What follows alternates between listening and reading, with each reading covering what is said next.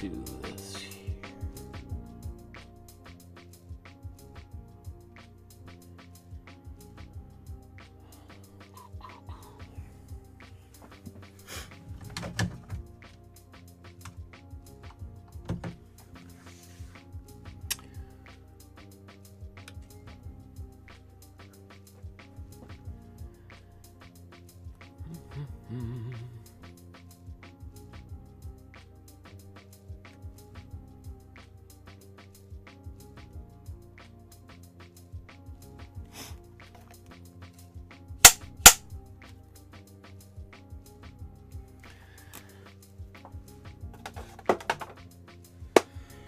Good afternoon, everyone. My name is Michael Markowsky. Welcome to my studio.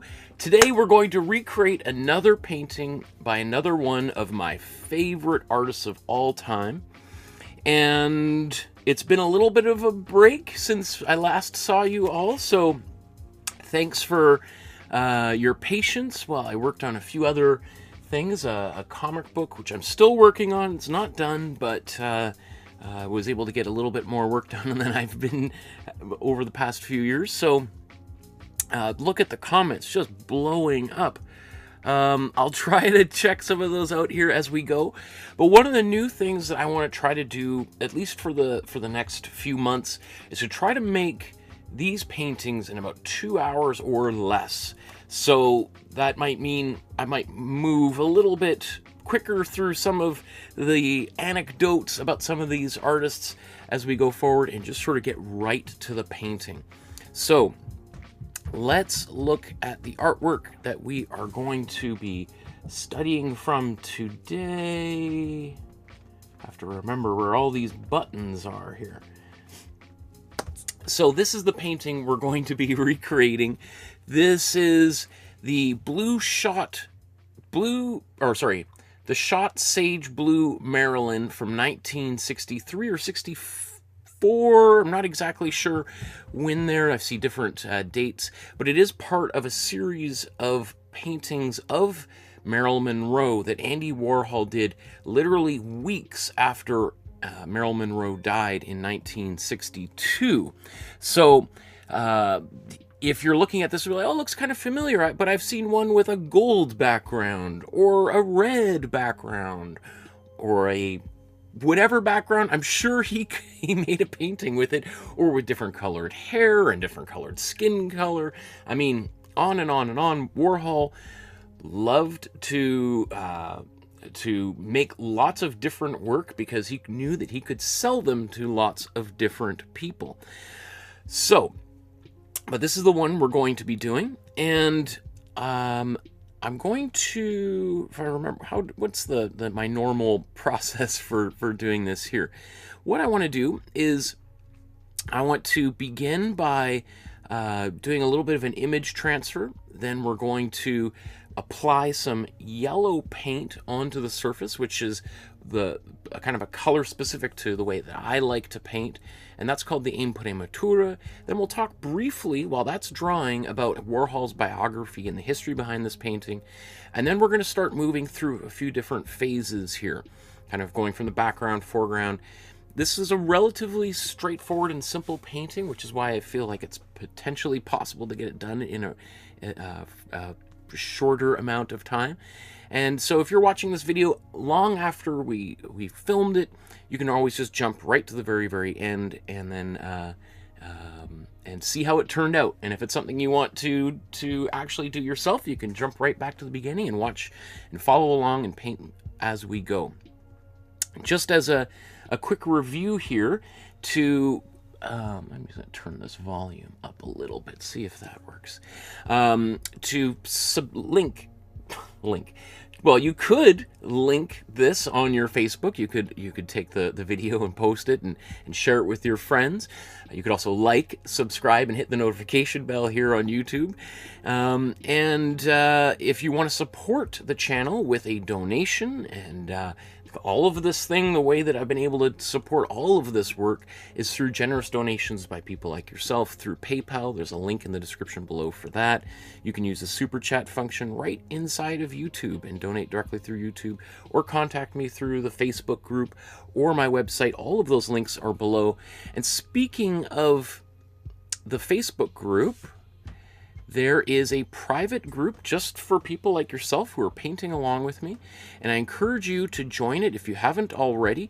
Probably a lot of the people in the chat right now are members of this group, so please take a moment to join the group. There's about 200 people joined since the last time I saw you guys, so that is a great place to go to get to post your work, but also some feedback on that work. Once a month, I go through everything on here, and I know I'm behind. We're going to do one in the next 2 weeks here, a special bonus feedback episode that's totally free, and you can participate in it by submitting your work to the Facebook group. Okay, so let's move to our first step. What we're going to do next is we're going to transfer the image onto the canvas, and this is much easier than trying to draw this image yourself. So I've already created an outline. Where's my outline? Okay. This is the nature of doing something again for the first time in a while. My outline is right here. That's the original painting, and interesting.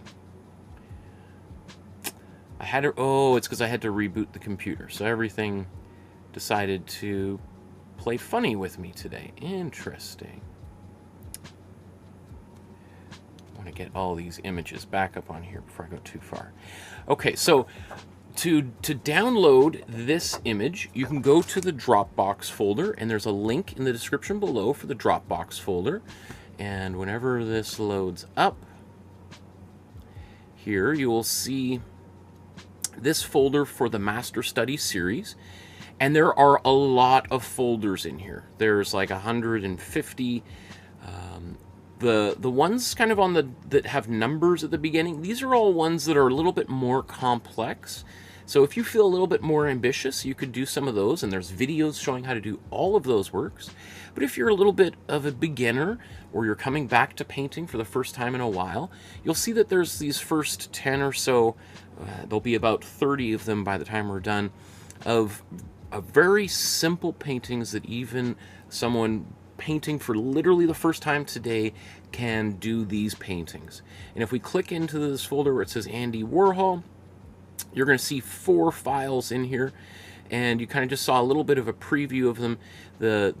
You have your template, the outline that I'm going to show you how to do the transfer in a moment.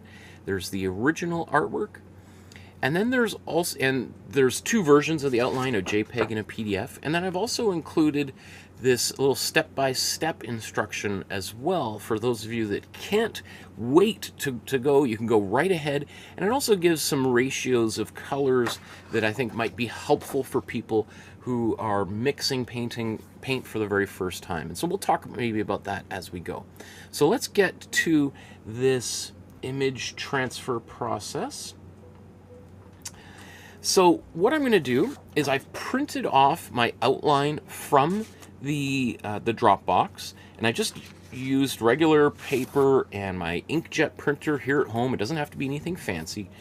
And I'm going to transfer it onto a canvas board. And this is a 9x12 canvas board that I actually ordered from Amazon online.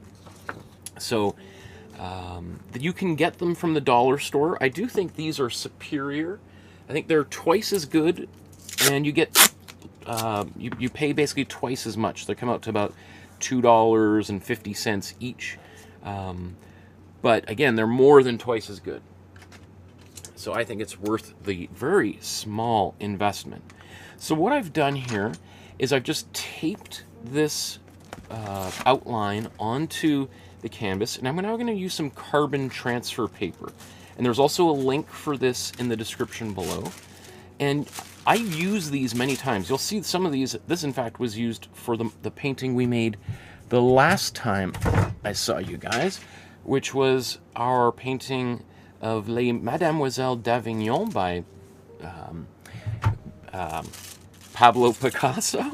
And so I'm going to take this, and you'll see that there's two sides. One side's shiny, one side is not. I'm going to put the shiny side down because that's what the graphite or the carbon is.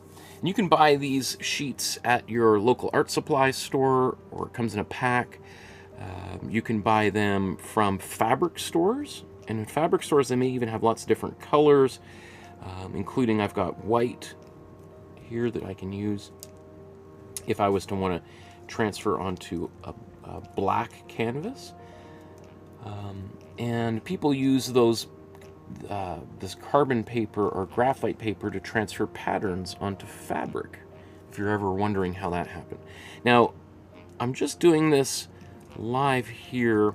You often do this in advance and then speed right through it, but since this is our first time back and maybe there's some brand new people, I thought, let me just show you kind of how I do this in real time, because I'm not going to do every single line. And you'll notice that sometimes when I do this, I kind of skip over a few lines, or I simplify lines, because I'm just doing this so that I have an idea where certain major details are. So when I'm painting, I can refer back to the original image, and I can kind of see, oh, okay, that's kind of where that line was. So not all of them are important here for the actual painting, and because we're going to paint over everything, right? So if you spend too long trying to make it perfect, you're going to be really disappointed, because all those beautiful lines that you created are just going to disappear. So almost done here. I just have the eyes to do. Like, for instance, I'm not going to do her eyelashes here. There's no point in that. The reason why I did the eyelashes on the outline is really just so that it wouldn't look too strange as an outline, that you could, people are like, oh, that's weird, what happened to the eyelashes? Okay, so let's do just these teeth real quick, and then see how it turns out. Look at that, beautiful. And so when it's done, I can peel this off.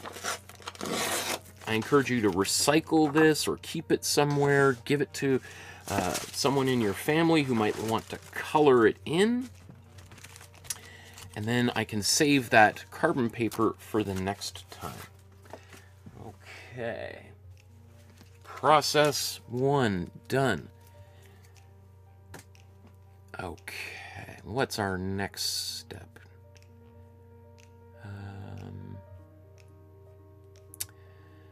Oh, yes, our next... I forget what we're doing next. Okay, so our next step is to apply some color onto the canvas before we get started. And you don't have to do this. I would say probably 80% of painters today don't do it. I would say, though, that maybe 80% of professional artists do this. So take that as you want. So out of, let's say, you have 1 million people painting, and you have maybe 200,000 professional artists who are selling and making art. 160,000 of them are doing this technique. I mean, I almost failed math in high school, so I don't know if those numbers hold up, but that's sort of... Okay, so I want to just sort of look at some of the paints that you can use to make today's painting, just in case you're using a different brand. These are the colors. This brand here is the color that I actually use myself for these paintings and for the graphic novel I'm creating right now. Because I want to sort of practice what I preach. So I'm seeing if I can do a comic book that'll be on shelves all across the world using student-grade materials, because I firmly believe it can be done. So anyway, these are the tools that I'm going to use. So if you're wondering what is, when he says cool red, what does that mean? Or warm blue, or what white, what black is he using? This is exactly what I use to do all of the paintings, all 240 paintings I've done before this were done using that brand. I'm not sponsored by them, but I do think that it's the best bang for your buck, highest quality for price, because each tube, as you'll see here in a moment, is about $10 to $15. So pretty reasonable, considering, for instance, Golden, you get a tube that is maybe a third the size, that is maybe 4 times the price, maybe $40 for a tube smaller than that, right? So these are the colors that I would use if I was using Golden.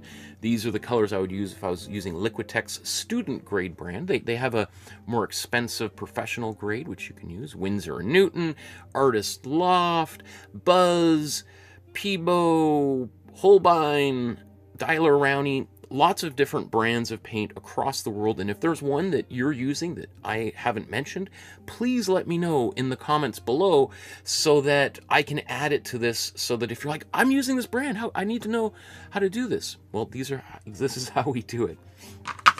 This is how we do it. Okay, let's get some paint out.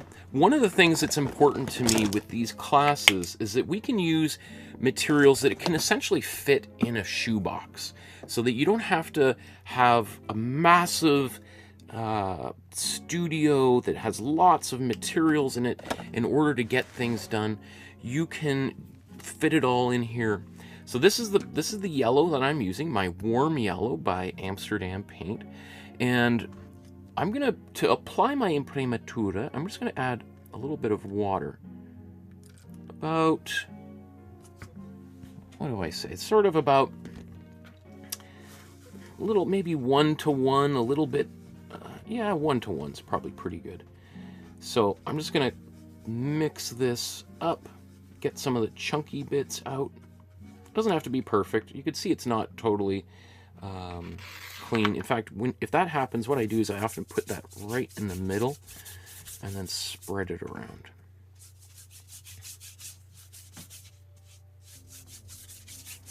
And people are always asking me, why do we do this? What's the purpose of this? Should I do this?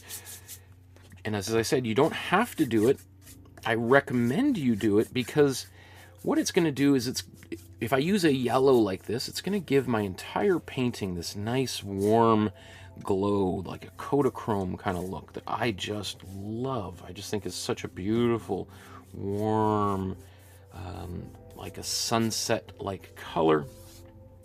And I want my paintings to glow with warmth. I've shown many times in the past with different artworks, you can use red, you could use blue. In fact, traditionally, the color that artists used for this Imprimatura was like a burnt sienna, like a brown, like a rusty red color.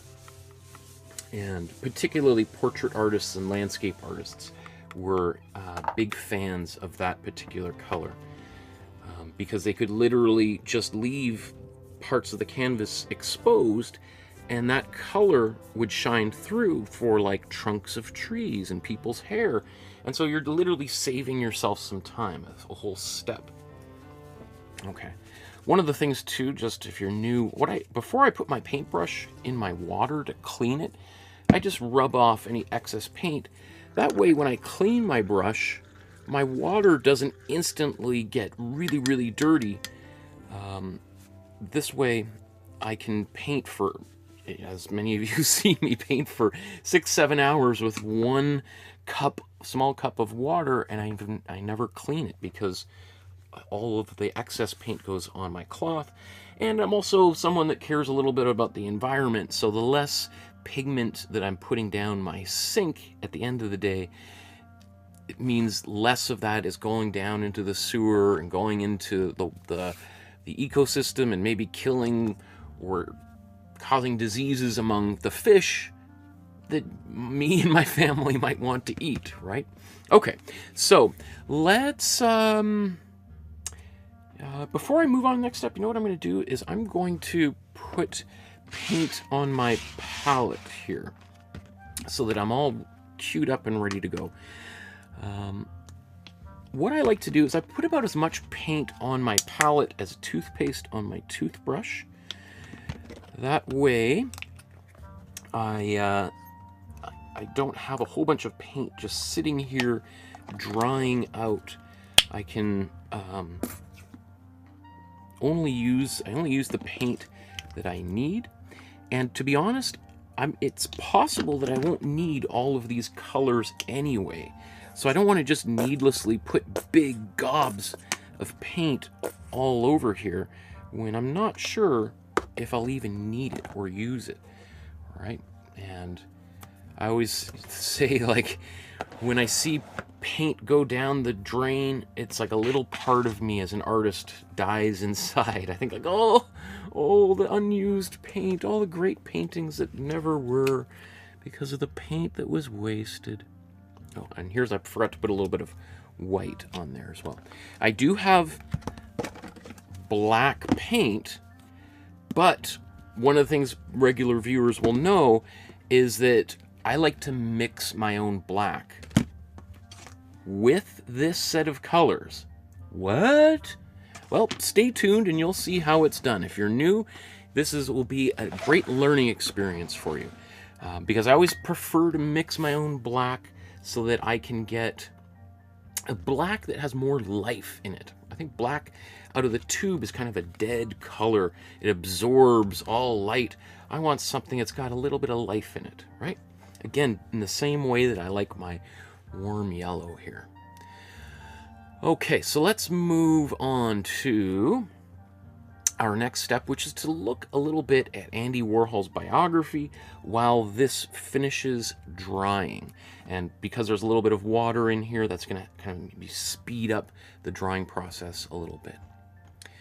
So, where should we go? Let's start. Let's see, I'm just going to click on all these and let them load quietly in the background. Okay, so today's artist is Andy Warhol, or Andrew Warhola, which was his original name, and I've heard various different stories, but at some point in his career, someone made a mistake when they were crediting his work and forgot to put the A at the end of his name, and Warhol, being Warhol, was like, "Oh, great, I like that, that's great. Yeah, sure, I'll be Andy Warhol from now on." He was the kind of guy that kind of always rolled with the flow. Was it rolled with the flows or rolled with the punches? Went with the flow, mixing up my metaphors. I think you could say roll with the flow, right? If you're in a barrel going down a river over the Niagara Falls, you could be rolling with the flow. Anyway, Andy Warhol was born in Pittsburgh, Pennsylvania in 1928. And we've done a few episodes focusing on Andy Warhol in the past. But I think one of the things, so I'm just going to do like a 5-minute biography on this artist whom I cherish a lot. But Andy Warhol he had a few brothers and sisters, a few of which I believe are still alive and are carrying on his legacy of the Andy Warhol Foundation, which is in Pittsburgh. The Warhol Foundation is one of the most important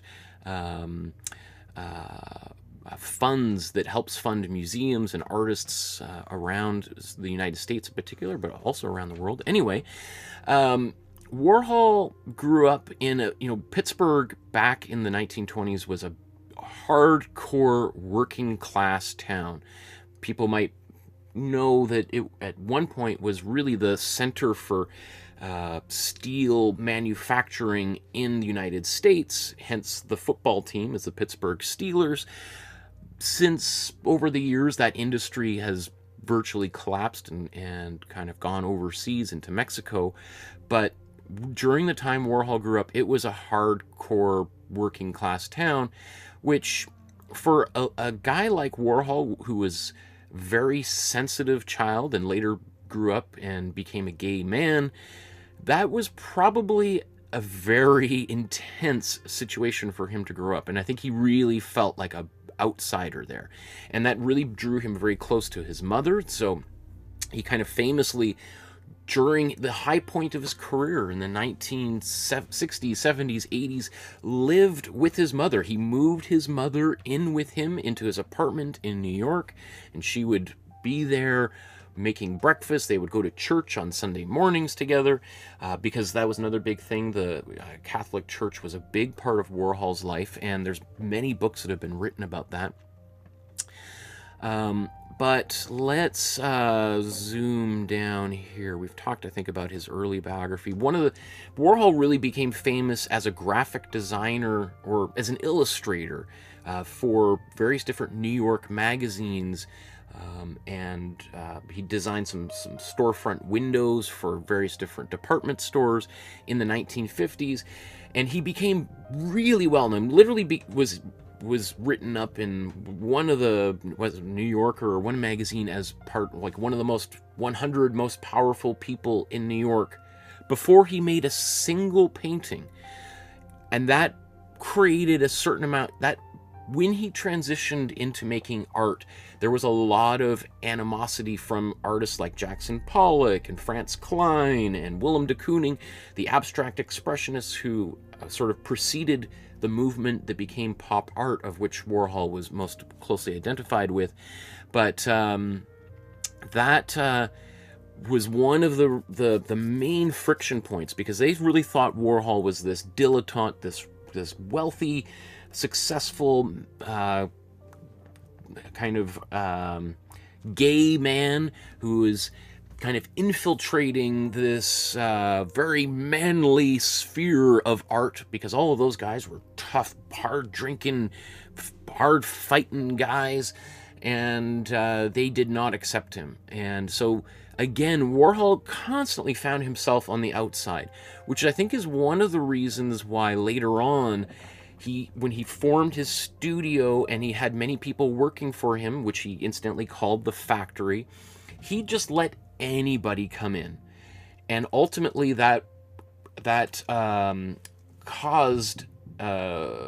led essentially to him getting shot by this woman named Valerie Solanas in the when was that, late 60s, I think, because really anybody could come into his studio and wander around, and he'd have these epic parties.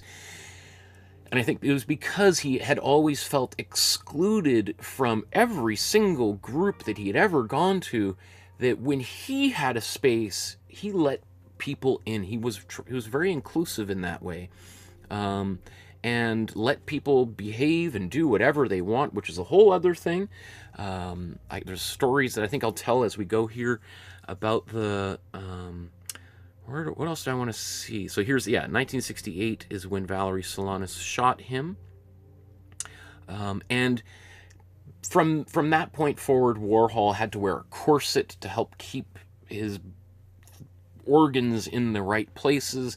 And that probably ultimately led to his early death in the mid-80s or late 80s, from complications. I think it was from gallbladder surgery, if I recall. I'm sure there's mention of it.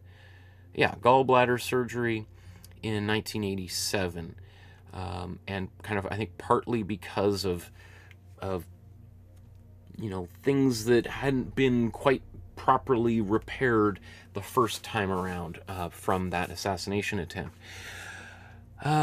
Let's kind of just quickly jump into this series of Warhol, or of Marilyn Monroe paintings that he made shortly after she died. I think it is kind of, it's neat to see that this is the original image. So Warhol, even before this, in the late 50s, was taking images from comic books, magazines, newspapers, as well as images of soup cans, Coca-Cola bottles, all sorts of things. He was taking them without permission, and there's been lots of lawsuits about this, as we can talk about. He was taking them and then silk screening them onto canvases and transforming them into works of art. So including this famous image, or publicity still, of Marilyn Monroe.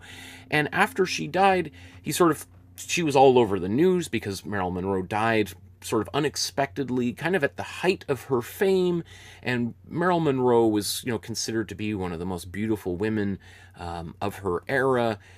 Had also had some kind of relationship with President John F. Kennedy and possibly his brother, Robert F. Kennedy. So she was a major public figure who tended to be in the press constantly, was married to one of the most famous baseball players, Joe DiMaggio. So when she died, it was sort of like when Queen Elizabeth died just a few weeks ago. I don't know if that's heresy to compare those two, but or Diana, when Princess Diana died a couple decades ago. So it's Warhol, being someone who was constantly consuming popular culture, noticing that the news just could not stop talking about the death of Marilyn Monroe, and seeing these images of her was probably just like, wow, I got to make a painting of this. She's every day there's more and more photographs of her, so let's make a painting of her. So he made lots of artwork of her. There's one of the first ones. I'm not sure how I would find. Marilyn diptych. I believe this might have been the first one, which is now in the Tate Museum in London. But then I think he was probably like, well, that's great. I like this big painting, but it's really, if I make one gigantic painting, I can only sell it to one person. What if I make a whole bunch of paintings and I can sell them to a whole bunch of people, and I can make a lot more money doing that? So he made lots. To be honest, I don't even think he knows how many paintings of Marilyn Monroe exist out, or that he created, because he would also claim that he had his assistants just crank them out, and he didn't even see them before they left the studio. They had a stamp of his signature, and they could just crank out lots of Warhols. But this particular set of paintings is also famous because when they were completed, again, I think in 1964, they were leaning up against a wall, and another person came into the studio. Now, this would have been beforehand. This performance artist and photographer, Dorothy Podber, she came into the studio and asked, can I shoot these paintings? And I think people were like, yeah, sure, yeah. Like assuming he meant, or she meant take a photograph of these paintings leaning against the wall. She instead actually meant, I'm going to actually take out my gun and shoot them, which she did, and then left. So she did that as a kind of a performance piece, and I'm not really sure about the reasoning behind that. But ever since then, these paintings have gone on to become some of the most prized of all of Warhol's work, including just a few months ago, this painting sold for $195 million, which makes it currently the 11th most expensive painting of all time. And people are like, what? $195 million painting is not the most expensive painting of all time? Yeah, not really. I mean, it's kind of close, but there's a bunch that are more expensive, including a painting we'll eventually get to on my list. I've already done all the outlines for it, is the painting, which may or may not be by Leonardo da Vinci, the Salvator Mundi. Anyway, there's lots of information and links. So the actual painting itself is, I should have the figures here. In fact, I think this is on the Christie's site. So 40 by 40 inches, right? Which is, that's almost 4 feet, right? So it's, yeah, it's kind of just a little bit wider, about that big. And I've seen these in person, not this particular one, because I'm not sure exactly who bought this painting. Yeah, a lot of money to pay for something like that, of which there's more than one version and copy of it, probably 50, 60 different paintings. Okay, so let's move on here. Wow, there's so many comments in this chat. I'll try to get to that as we go here. Okay, so our next step traditionally is doing potentially an underpainting, which an underpainting means that we might go and do a little bit of outlining. Oh, look, I forgot a little line there. That's okay. That particularly if we have a really complex image, I might take a little bit of darker paint, maybe a mix of black, but often I can just use the lines here as they are to find my way, in which case this is exactly what I'll do. So I'm not going to do an underpainting, but I will go to my background and do some work in the background. So in this case, the background is going to be the area around her head. Obviously, again, we've had very complex paintings in the past in which we have like a background that might take up most of our time.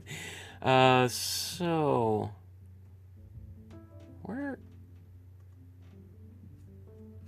Okay, there we are. What's going on? Sorry, just... Okay, so what I want to do is I want to mix a color that is similar to the color, as close as possible to this quote-unquote blue sage, right? Again, I have created this this little bit of a guide that is in the Dropbox folder, and the link for that is below. And here's essentially sort of like your proportions that you would want to use it's the recipe essentially, right?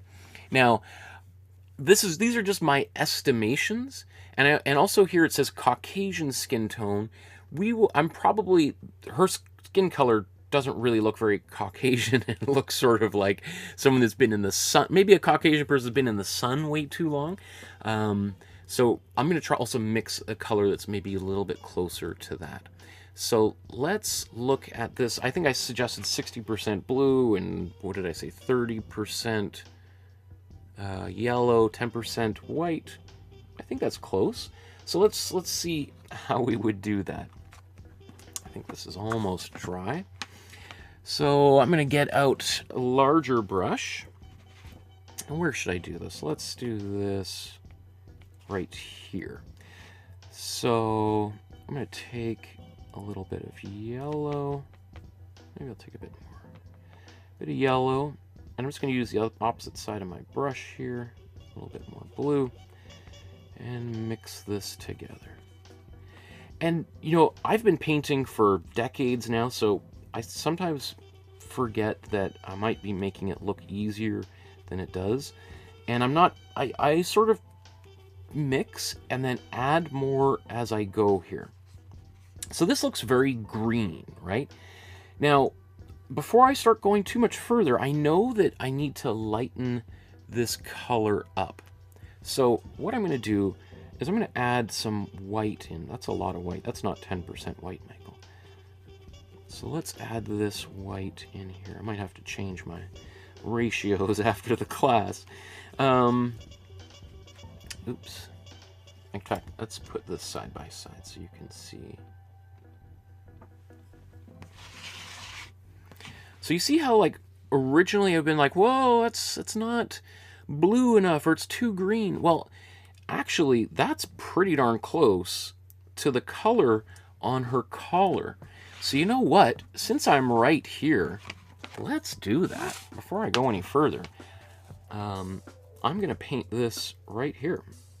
I'm just going to quickly brush this in, and you can see I'm kind of being a little bit sloppy, and that's okay. Because one of the features of this painting is we're going to use some black to do a little bit of outlining. So even if I'm not, you know, perfect, and I rarely am perfect, and I really have very little desire to be perfect, I can put this in here. Now, one of the things that happens, because I've got a little bit of that yellow on my canvas, some of that yellow is going to come through the color that I'm just painting right now. And some people might like that. I kind of like that personally. Some people might not. So you may want to let this dry if you want a really solid color, And then after it dries, to apply a little bit more of this paint. So maybe, bearing that in mind, why don't I'm just going to take a bit of this, and I'm going to put it to the side there. Maybe I'm just going to put this here. And then now what I'm going to do, so I can get that background, is I'm going to put a bit more blue into this color. I think I also need to put a bit more yellow in there. Let's see how close I am. So I want this to be a kind of a more blue teal rather than a green teal. Let's put some more white in. I think I need more and more white.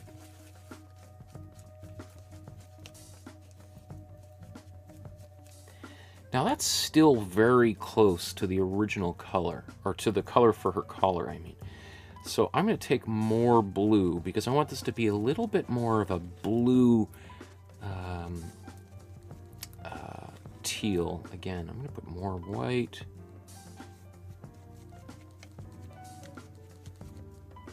It's getting there. But you know what? I think I'm going to need a little bit more blue.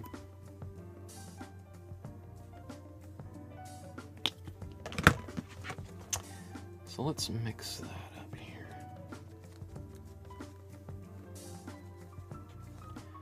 And let's put a bit more white in here. I think that's pretty close. Okay. In fact, maybe I'll just put it starts down here. That way you can see where I'm at. Yeah. I think that's good.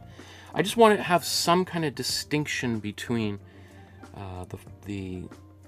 her shoulder, the colors on her shoulder, and the color that I'm painting currently. Another thing I like to do is I like to get these edges. And you might say, well, you just painted them yellow and now you're painting over top of them. And yeah, totally. One of my favorite things when I go to museums is I like to look at the edges, the sides of people's paintings. I always find that that's something that fascinates me, how artists deal with the sides of their paintings. Some artists frame their work and you can't see the edges. Some artists, like Pierre Mondrian, if you remember, I don't know how long ago it was now, but we did a couple of Pierre Mondrian paintings. He's famous for the blue, red, and yellow grid paintings of the 1920s through 30s, and he made his own frames, or if you could call them frames, because actually the paintings were they were like almost like a stand for his paintings. It would kind of sit on top of the frame he built.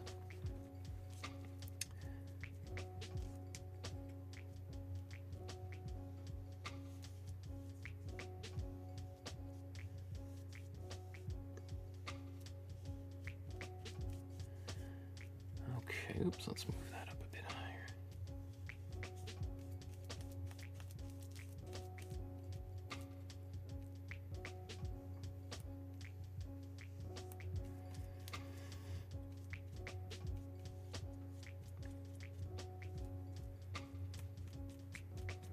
Okay. I think I've got it. And again, it's possible that I might want to do a second coat of this.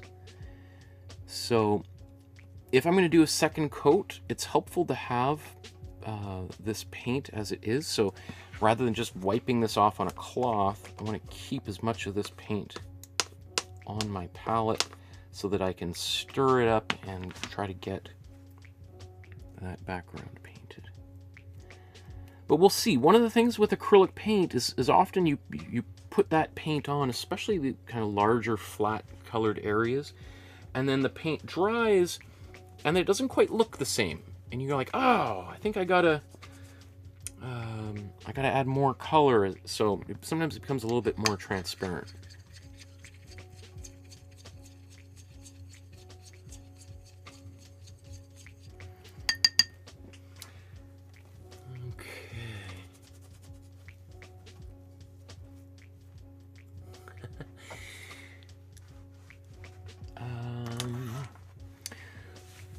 So we kind of did the background and a little bit of the foreground as well.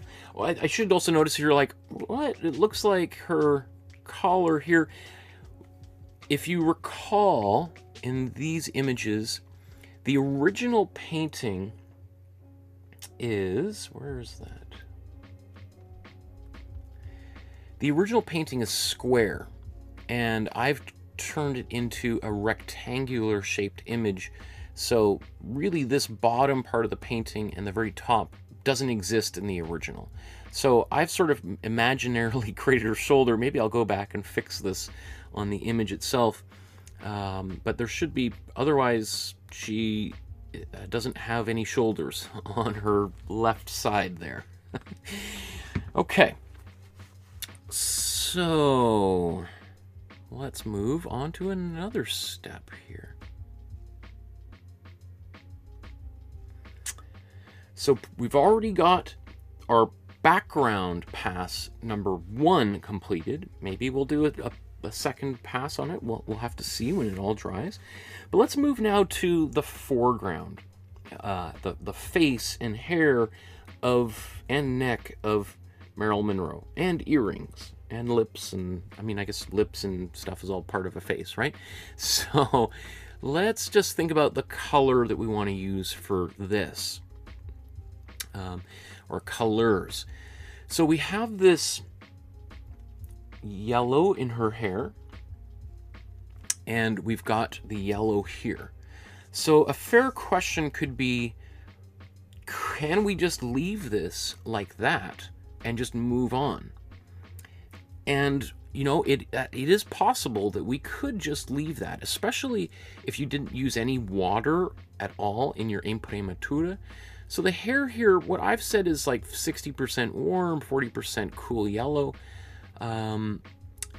because I've seen this as a little bit of a, sometimes other different photos seem to be different. Some of these I've seen it where it looks a little bit more golden.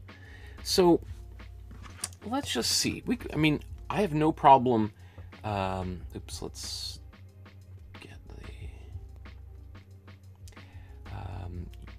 painting a different color here. In fact, as I said, remember Warhol himself used many different colors for these various different Marilyn paintings. So you could paint her hair purple or green or orange if you wanted. But let's take some. Let's just play for a second here, and let's mix a few of those together. And you might say, well, that's weird. Why would, I mean, they kind of just turn into they're kind of like halfway between each other. Yeah, exactly, right? Because there's colors, there's yellows that exist in between these. So as there is blues that exist between our two blues and reds that exist between these, just as there are oranges that exist between here and here, and just as there's greens that exist between here and here, right? So this allows us to get maybe a bit more, some colors that might be a little bit harder to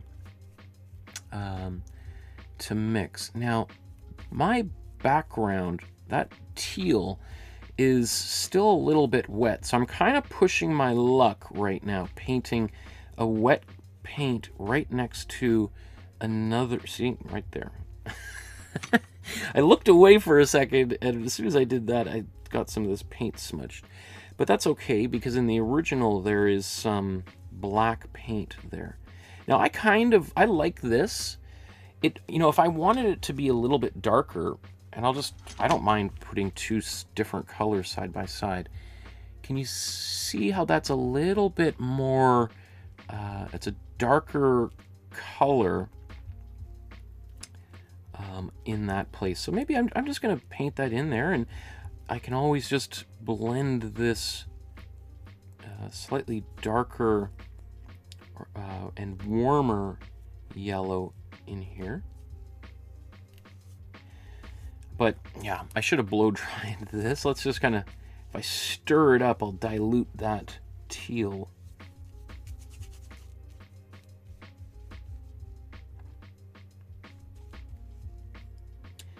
And there's a lot of black here, so no one's going to know if I smudge that. And, you know, again, one of the things that I think is kind of that's important to me about these episodes is showing you how maybe I make mistakes or I deal with surprises, because I think sometimes people, I think they just expect artists, you know, start the painting from beginning to end, it just goes perfectly well. There's never a single unexpected occurrence. It's always just somersaults and flowers and never at all any struggle whatsoever. So I want you to see that we can kind of play and we can change things as we go. So now if I look at that, I think that's pretty close. Now it is one thing that can be deceptive is sometimes you know, this is this color without the black. So when I look at the image on the left there that has black in it, it's more than likely, in fact quite possible, that that black appears to make that yellow darker than it actually is. And really the only way to know for sure is to paint the black into here and then to see. And so sometimes that happens, as people have probably seen over the years as I've been painting these episodes, is that sometimes when I get to the very end, like throughout the whole painting, I might be like, wow, he's got the colors, they're all bang on perfect. And then right near the end, when I start putting in maybe some outline, some black in there, like, oh, how come that yellow seems darker than I thought it was? Well, it's just because color can appear to be different depending on what colors are next to them. So it's possible that this might look like a much more intense, darker, warmer yellow when I'm done my painting. But we'll see how that turns out as we go. Now let's do her. You know what? I'm gonna blow dry this because that's just gonna make that would be ideal if you have a blow dryer. And this is just a blow dryer I got from a local drugstore for, I think it was like $30, which might seem like a lot of money to spend for a blow dryer. I often was using my wife's hair dryer for years, so you can use it for other purposes besides painting as well. So I'm going to mute the audio for a moment here.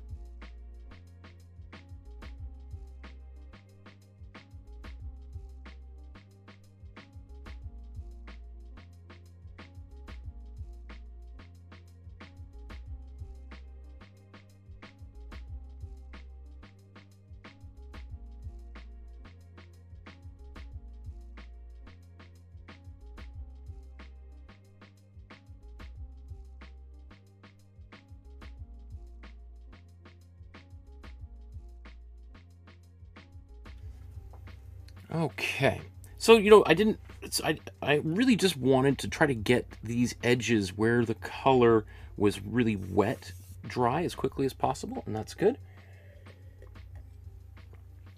Okay, that also does help me see what my background looks like, and it helps me understand, do I want to do another layer of paint?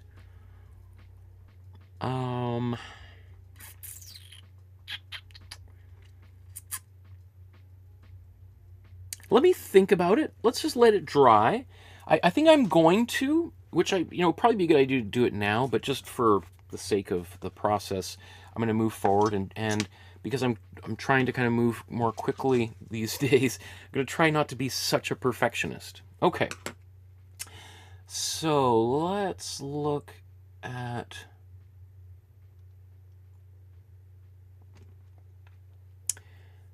our little cheat sheet here.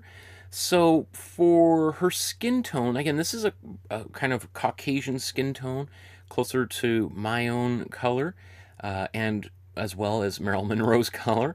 But you could see that Warhol clearly was painting some alien form of skin, right? I don't know anybody who has a tan quite like that.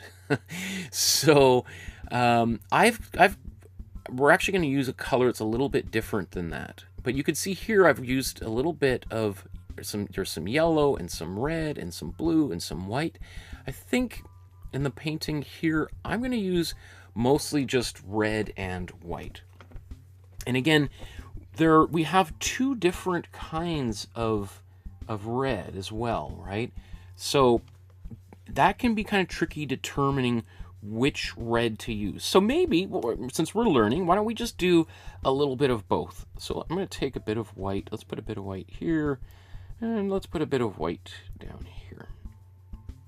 All right, and then let's take a bit of red, and let's mix that in.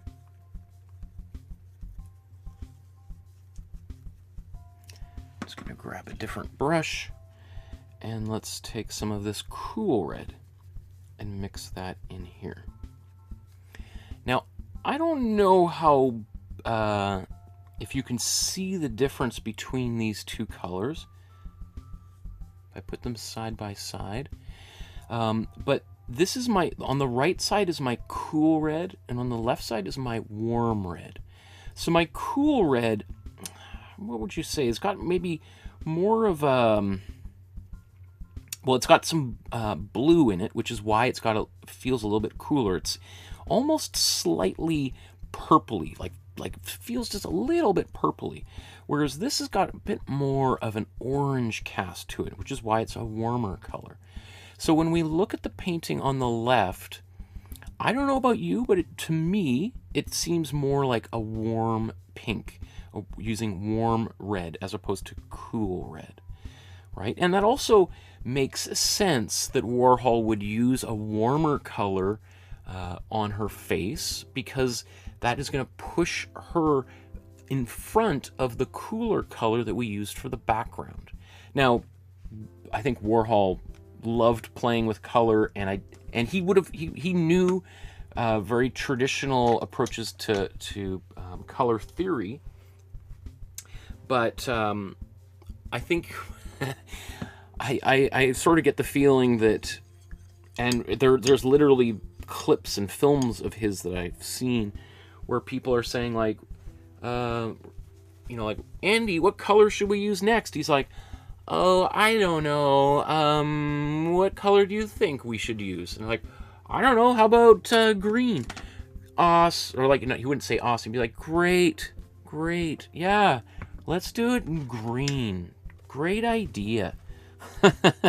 So anyway, was he using any kind of color theory? Maybe, but probably just sort of letting the people around him help with the decision-making process. So I've got some white in here. In fact, I'm going to put a bit more. And you see there's a little bit of green in there, but that's okay. I don't mind it being a tiny bit contaminated with other colors. And I'm going to put some more red in here. Maybe that was a bit too much. What do you think? Let's put a bit more white back in there. I'm afraid if I put too much red in there, it's going to look really red. So I'm putting a little bit more white. And I think that's it looks right now maybe a little bit lighter than the original, which is not a problem. The only thing to be concerned about is if you put a lot of white into your color, you run the possibility of covering up some of your pencil lines. So let's just see how this turns out. There's a good amount of white in this color. So if I start painting, you can see that I cover up some of like her eyebrows. Now, I don't know if you can see on camera here, but her eyebrow's still showing through here. So I'm going to leave it. Now let me just see this color. Yeah, it does look maybe like it could be a little bit more red. So let's put a bit more red in here. And it's okay to do this as you're painting. Yeah, there we go. That's a little bit closer. And I also am going to squeeze off that excess paint on there. Because one of the things that happens is if you just mix that paint on the tip of your brush, sometimes that excess paint that's elsewhere on there starts to come off later, and then you've got various different colors on your canvas, or in an area that maybe you were hoping would be a little bit more solid. So again, you can see that I'm painting over top of a lot of lines. And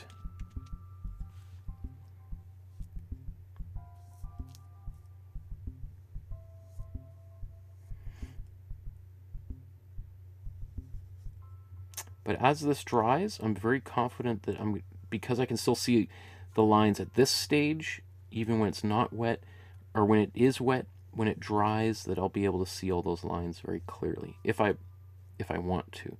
But they're also kind of disguised enough that, you know, if I miss some of those lines, it's not going to be too obvious.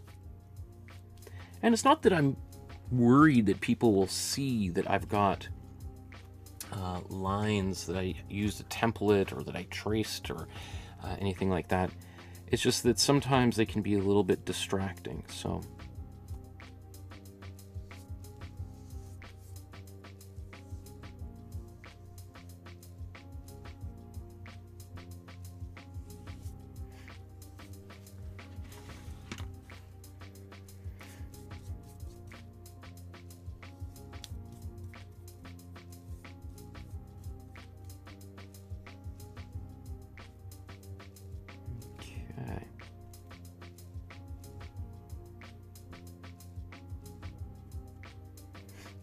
So now I've got that paint all on there. Oh, and there's like an eyelash. Let's get that out of the way.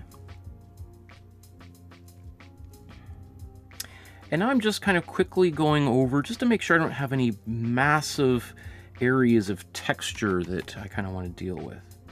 Sometimes you don't even notice that until later. And so it's kind of, I like to kind of just look around and make sure it's kind of even, at least in this type of a painting, right? You've seen me sometimes use palette knives where it's like a big, thick painting like this, right? So this is a painting with a lot of texture on it. So I'm very happy to have lots of texture on it in that instance. But for this type of a painting, it's maybe a little bit less desirable.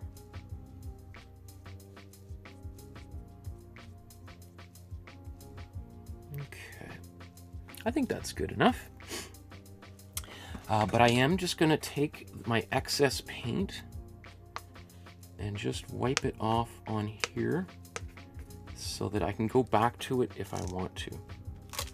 Oh, and you know what? I just noticed that I forgot this little area of her lip there. I think that looks good. It's sometimes a good idea just to do a little double check before I move on.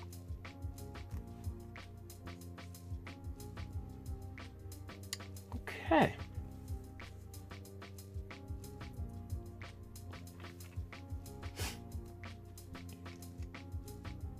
So that does look a little bit strange, but again, I can still see all my lines underneath, and that's good enough for me.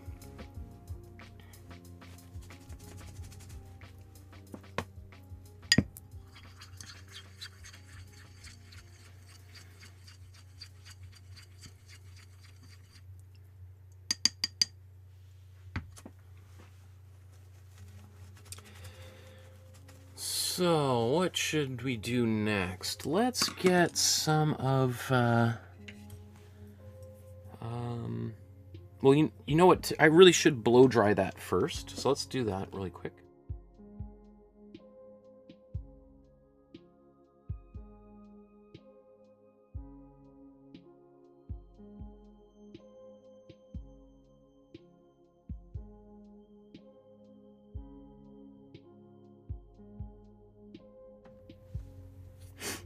Okay. Now, I can use the same color for her eyeshadow and eyes that I used in my background. So I'd be willing to bet money that that's either exactly the same as this background or very, very similar. So we could use that, but you know, maybe I am just gonna do a little bit of something just slightly different just for fun. So I'm gonna take a little bit of white. I'm gonna take, you know what, since I've got my blue and I don't think I'm gonna be using this blue anywhere, I'm gonna use some of my warm blue. Let's take a little bit of warm blue and white. I don't know if this is in my my sheet, but I'm gonna put a bit of this.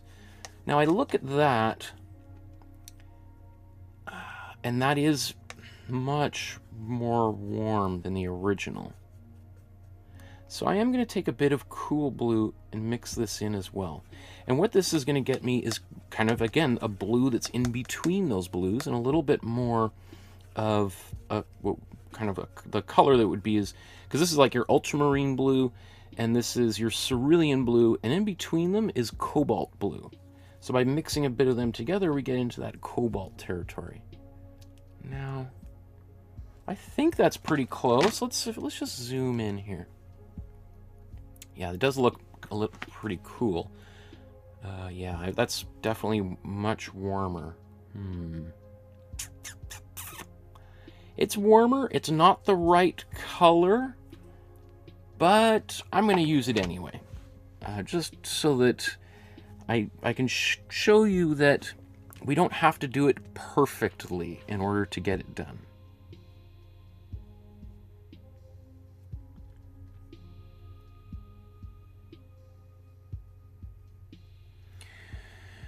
Perfection is the enemy of art. So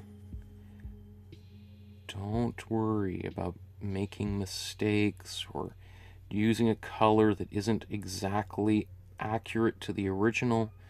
I think that's an opportunity to express yourself, and that's maybe the universe telling you to take a little bit of a detour. You know, I tend to kind of think like sometimes, you know, when something happens,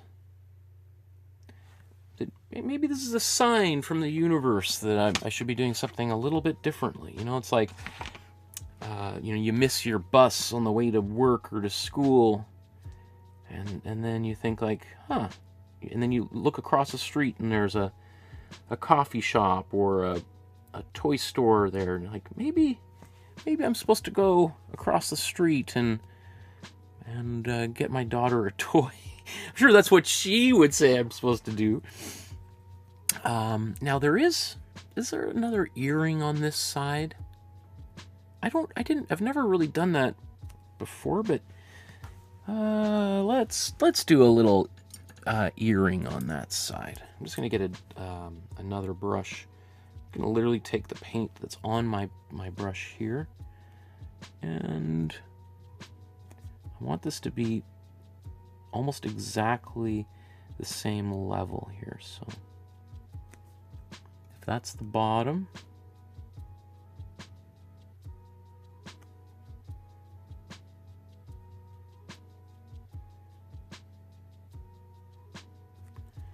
just gonna put that little earring there. Yeah. Now again, you can see that this, let me see, I'm just gonna zoom in.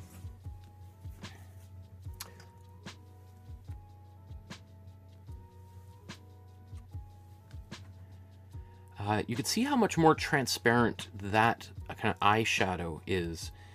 And that's probably because my warm blue is a particularly transparent color. Ultramarine blue is. There's nothing, that's not saying there's anything wrong with that or that I've got a cheap paint. It's just that some pigments, even natural pigments, some have just are more opaque than others. In fact, sometimes really, really high quality paints can be very transparent and that's something that sometimes artists prize, particularly kind of some classical artists are using glazing methods because they want that's to be able to do something super, super subtle. Look at all these familiar names in the chat. Wow, I love it. Okay. I'm gonna blow dry this and just put that other layer on there real quick.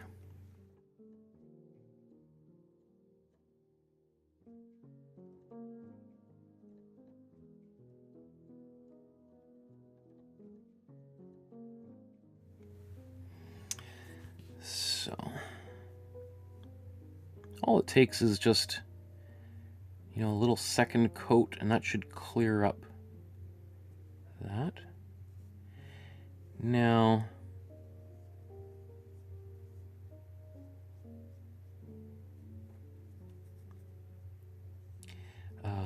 again, because this color, that warm blue, is a little bit more transparent, it's possible that if you want a really solid color, that maybe you've got to do 3 coats, 4 coats maybe even, to get it to the place that you like. Especially if, you know, I've got white in here, and that white is going to make that much more opaque very quickly. So if I didn't have any white in here, it's quite likely that I would be painting for a while to get to the opacity that I want. Okay, I think that's good enough. And I don't mind if at this point a little bit of yellow comes through, because that's one of the reasons why I painted it. So speaking of which, I look at my painting. It is a little bit patchy. So I have to ask myself, do I want it to be more solid or not? Let me think about it. Let's before we make any rash decisions, I am going to finish off with her lips and her teeth. So let's take some of this. Doesn't matter which one we do. Let's do the white first for her teeth. Oops, I just...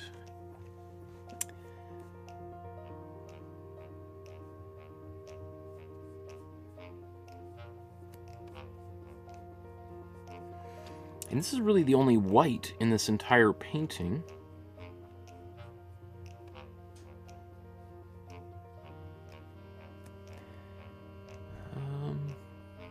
Is that white enough?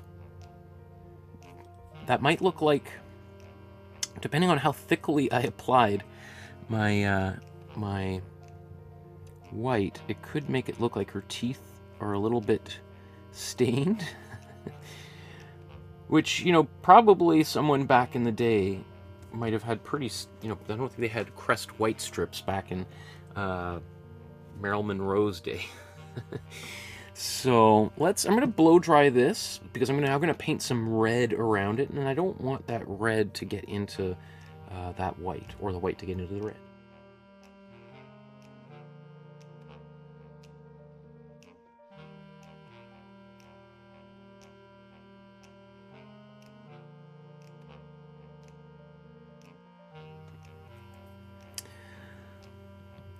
Let's paint the lips red, and I'm pretty sure this is just a straight-on warm red here.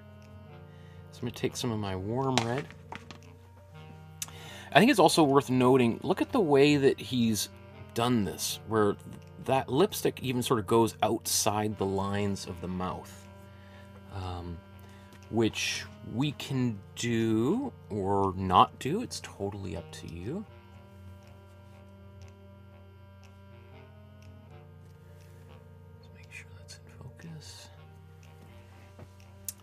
Let's start with the outline that I drew, and then we can just take a look and decide for ourselves how big we want to make these lips. So there's a lot of black in here, making it kind of hard to see where the inside of those lips go. Oops. Oops. That's okay. You see how sometimes I just use my thumb just to kind of smudge a color out? Now, it's not perfect. There's a little bit. So you know what? Let's just extend that lip to cover up my mistake.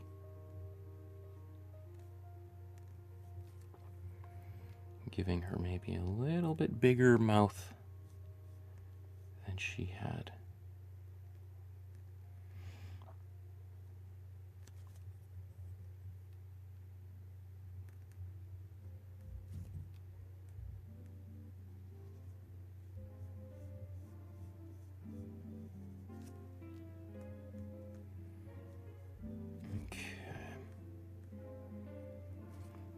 Now again, this red, I think a lot of reds and a lot of blues. Well, a lot of colors can be pretty transparent. I don't think it's going to show up on camera very well, but it is a little bit streaky. So if I wanted a even more solid red, I would let it dry and blow dry it.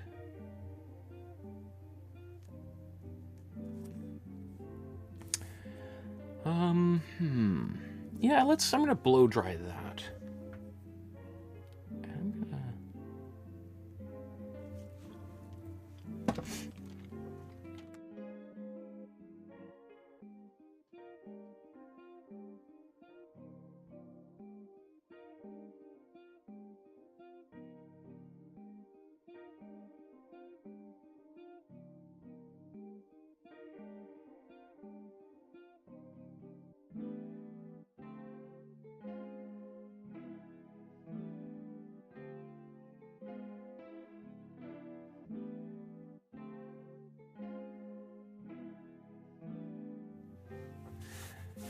Oh, love Lolly, I should hire you as my assistant here. You're great at helping to answer questions in the chat. Yeah, so I'm painting on a canvas board, just as Lolly said there. Right, so that's nice. Now I've gone over top of that red again, and it is like a deeper red, much deeper red.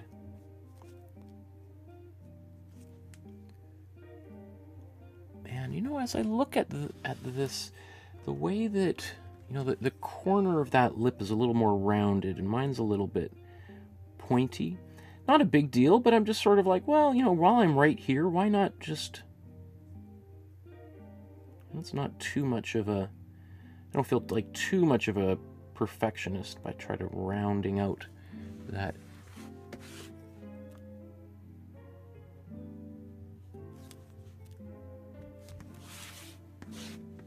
So, you know, something like that, like this face looks pretty weird right now, right? This whole image at this stage looks really weird right now because we don't have the black, and that's going to be our well, maybe our next step. Now we can, as this is really dried, that is looking much more transparent to me and looking like I think I'm going to do something there. So I'm going to clean that brush.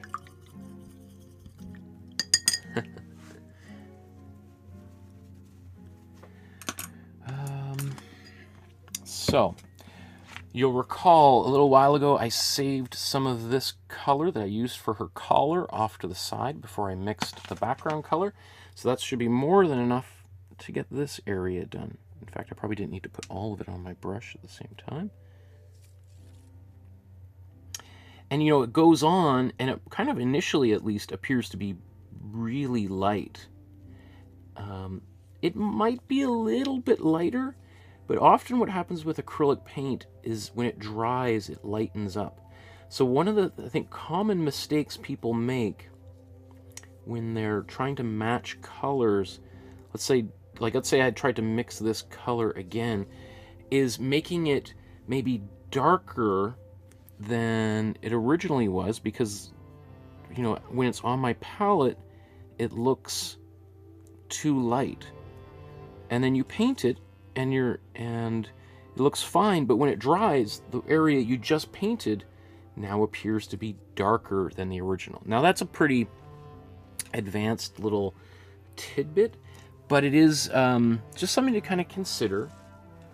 And different paints might have different types of drying properties, but anyway. So now it also, while I'm at the stage, do I want to do the background? Well, you know, since I'm right here, maybe let's do that. So that's a separate image here. Let's go to...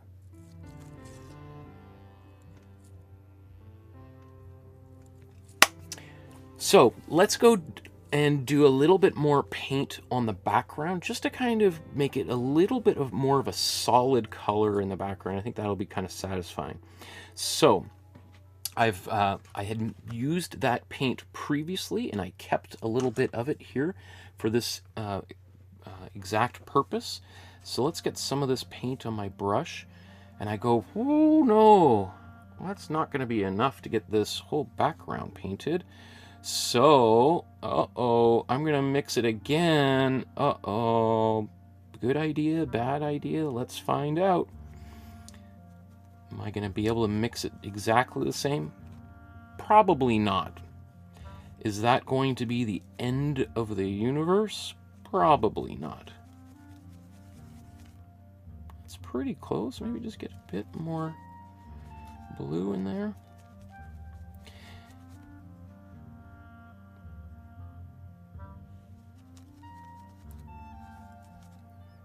I think that's close. Let's mix it together.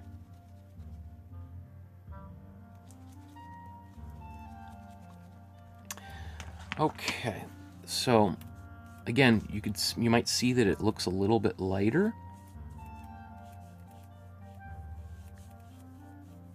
I'm expecting it to dry a little bit.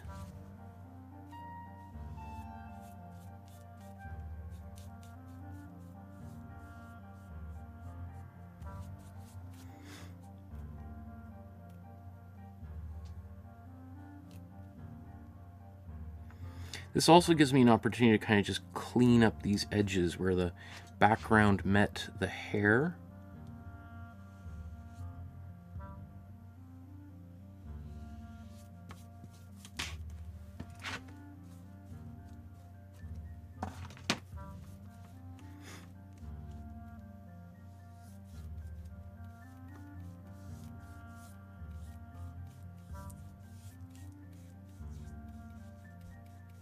But a lot of that hair is going to have a little bit of black in it as well, so I'm not too concerned.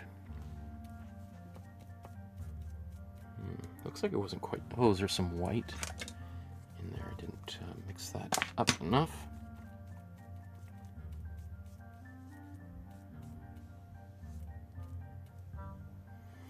So what's happening here is there's a little bit of other colors. Remember when I said you got to really get all that excess paint off the edges that's coming out at this? So the very thing that I warned people that could happen just did happen, and I don't mind. That for me is not a big deal, but for some people, if they don't get the exact color back again, it is like a death in the family.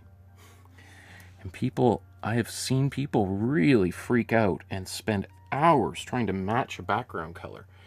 I think if you get the color pretty close, then just paint over all of it. And even if there's a little bit kind of, then there's a bit of the previous color coming through, it's just a little bit different.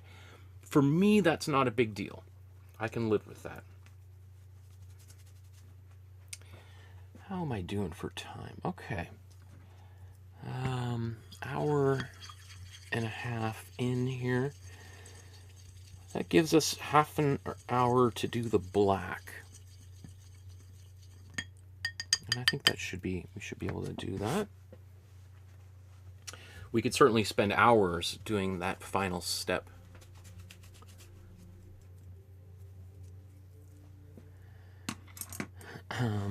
Okay. So let's finish the painting off with our final color, which is a black. We're going to mix black and we're going to apply it into her hair and on her face and all that kind of stuff. So, let's go actually here, and you'll see on the bottom I've sort of given a recipe for the black, to make your own black, which is about 35% warm red, 35% cool blue, and about 30% cool yellow. Right, so let's mix our own black. Where should we do this? Let's do that. Let's do it right up here. So I'm just going to need a little bit more paint.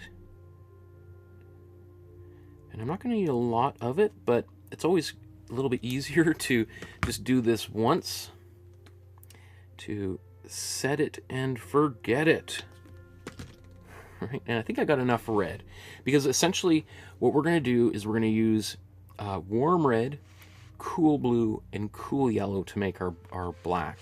And it might be worth just a quick second to review this, because I think this is one of the most important concepts when it comes to painting, is that when colors cross across the color wheel, they sort of cancel each other out, right? So if we mix our warm red, and by the way, this is in one of the very first episodes of my Master Studies series, so if you click on the playlist for these episodes, go right to the very beginning. The first episode is a materials list, and the second episode is we make the color wheel, and then the third episode is we do the colors inside. But anyway, so if we mix our warm red with our cool blue, we get this more muted purple, maybe not quite as intense and saturated as the colors when we mix our warm blue and our cool red, but nevertheless, you know, it's like kind of a darker purple.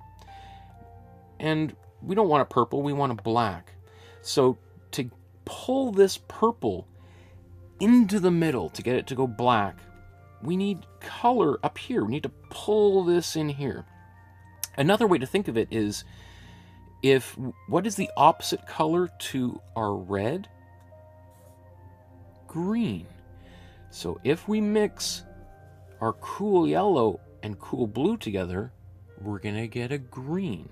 And when we mix the warm red into that green, they pull each other into the middle and they cancel each other out, and we're going to get a black. And if you add a little bit of white to it, then you get that gray, right? So let's do this, right? Because we've got our warm red, our cool blue, and our cool yellow. And this, I always find, is just like magic. Let's start with let's mix the green first. And you know, there was maybe a bit of this warm yellow here. It doesn't matter. It's all gonna be fine. So let's make a bigger batch here.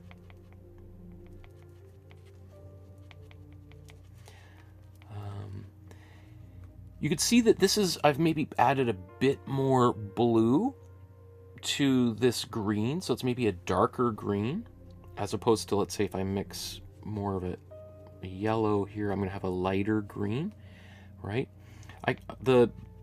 We want our black usually to be a dark color, right? So that's why I say like 30% yellow, 35 and 35%, right? Because just we need just a little bit less yellow, otherwise it's going to lighten that color up a bit. So let's now take our warm red and mix this in here, and it's getting darker and darker and darker and turning into a really dark brownish kind of purpley color. And I just keep on mixing it. You know, it's just like you're making banana bread or something. If you only mix it a couple times, you're gonna have a lot of lumps, right? We got to mix in, and the more I mix, it's kind of started kind of brown and purple, and the more I mixed it in, those colors sort of get absorbed and they kind of disappear, and now I get more and more of a neutral color. Let's say, though, it did look so right now I think that's pretty much perfect, but if this turned a little bit purple, right, and you're just like, how come whenever I mix black, it's so purple? what would that tell us? If we kept mixing it and we kept finding we were very purple, well, we just need to add a little bit more yellow to pull it back into the middle. On the other hand, what if we found that it was kind of a little bit brownish, right? And if it's kind of more brown, that's probably because we've got a lot of yellow and red, and we need to add a bit more blue to pull that brown into the middle. Right, does that make sense? Or if, let's say if it was a little bit more greenish, well, then we need a little bit more red, right? So you're just sort of, when you're looking at that color, thinking about which area is it sort of drifting to, and is it hard to get the ratio perfect? Yeah, absolutely. And I think many people, if you've been watching for a while, you've seen that I mix my black, and sometimes it's a little bit different. Sometimes it is a little bit more purple. In fact, most of the time I kind of like it to be a little bit more on the purpley side of things. Anyway, that's probably good enough. And I'm now going to go to a smaller brush here. I'm going to start painting with it. And also, I should also say, if you're trying to do this and you're having a really hard time, you're like, I don't really know what color that is. The trick is to take a little bit of white and mix it here to make gray. Because if you mix that gray, because it's lighter, it's easier for you to see what that actual color is. So now I look at that and it's like, wow, that's like a perfect gray. Like it looks like a neutral gray. It doesn't look like a purpley gray or a brownish gray or a greenish gray. It looks like a really nice, but if, for instance, I did that and I'm like, whoa, that is really purpley, add a little bit more yellow, and so on and so forth, right? I don't think I need any gray in this painting, so I'm just going to move on here.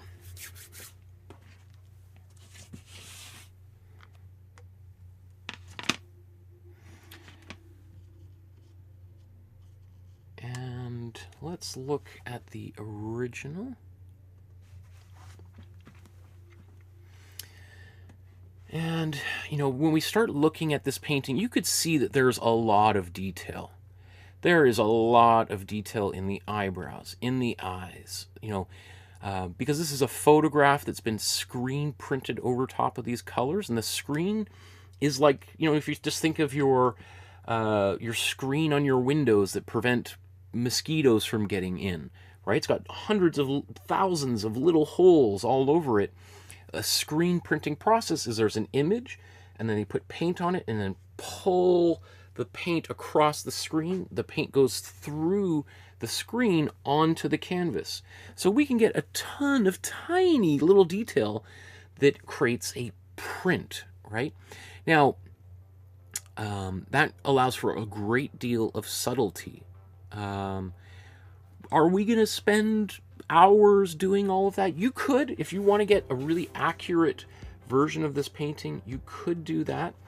I'm going to kind of go, like, how much time? I got 20 minutes. So I'm not going to make it perfect. I don't really care if it's perfect anyway.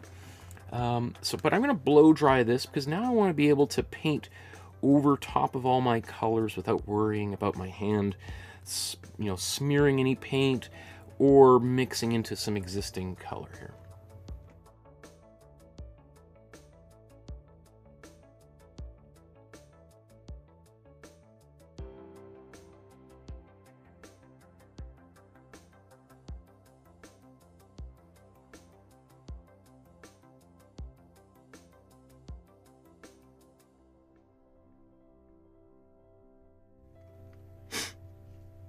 Okay, and I tend to kind of prefer to kind of work kind of top left down to the right, because that way my hand isn't going to, if I paint down on the bottom right first, then I either have to kind of hold my hand over top and paint, and that way I can't rest my hand down there, or I've got to turn the canvas around, which you'll see me do here, especially for some of these arcs in her hair.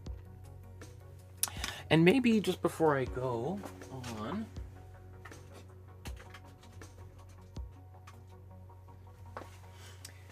oh, these aren't opened, but I do have a lot of, I have a whole bunch of these, what we call Posca pens by this brand Uni. Uni Posca pens are pens that draw with acrylic paint. Blah, blah, blah. So, and this one is a brush pen. But if you really wanted, instead of using a brush to try to delicately do little details, you could literally use a pen, and they come in all sorts of different sizes. This is, I think, the smallest one. This is 0.07 millimeters. This one, this is the brush.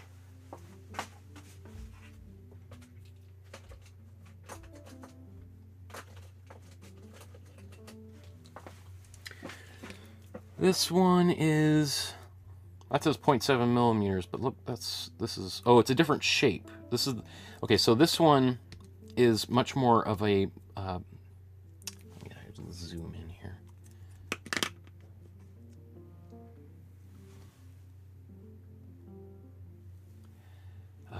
So this one on the top has got this much more pointy, well, I've used it many times, so it's much more pointy.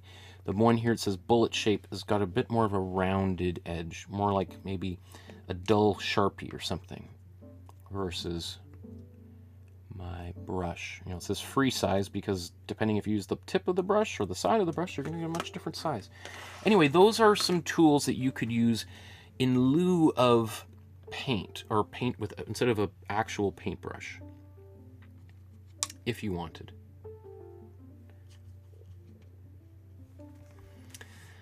So let's start top left corner here.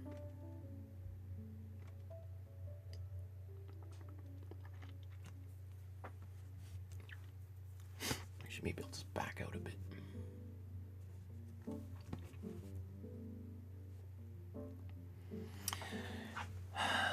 Okay.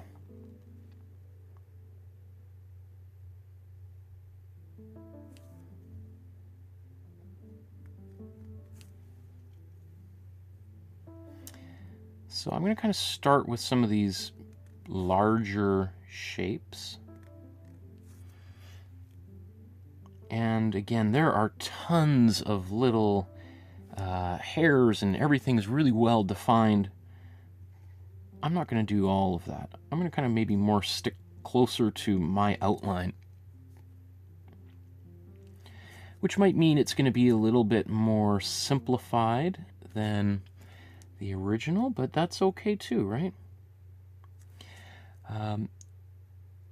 Now, painting little details like this with a brush is tricky, totally tricky. That's why I suggested for some people, especially maybe younger people or people that maybe have a harder time with maybe shaky hands, might prefer to use a pen to do smaller details than to use a brush.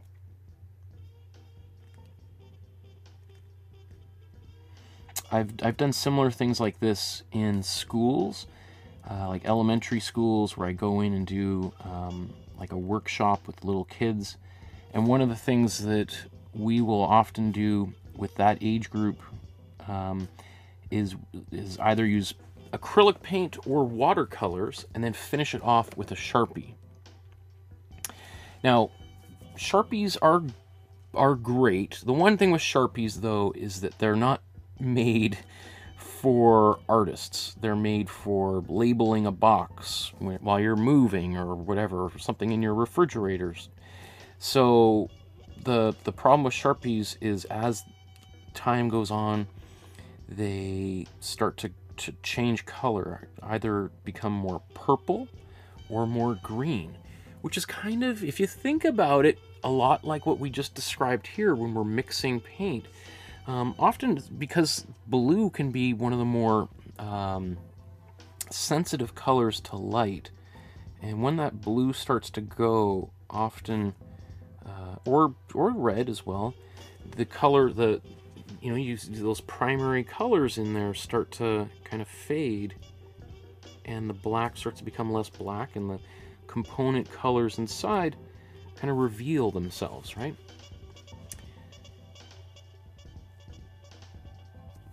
So again, I'm just starting with these outside edges. You know, if I look at this, you're like, wow, you're not doing the whole thing very well, Michael. What's going on? Well, I'm kind of just slowly building my way up.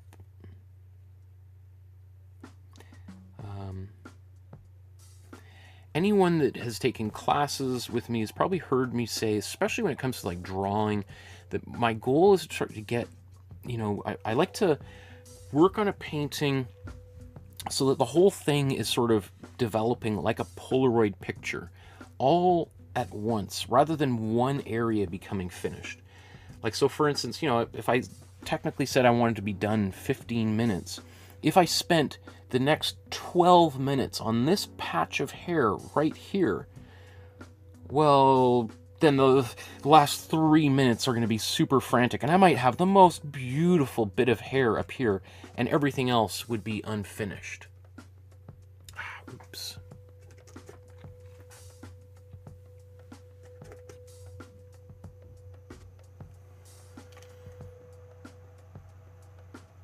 Turn these on 1 second here. It's still just a little bit hot in the studio. 1 moment.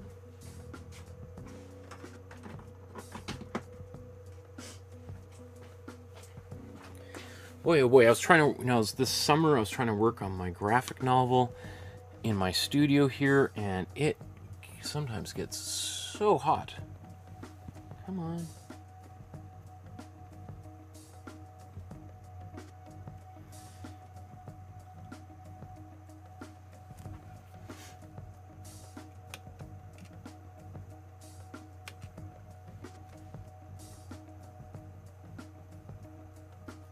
It's weird that it kind of goes a little bit.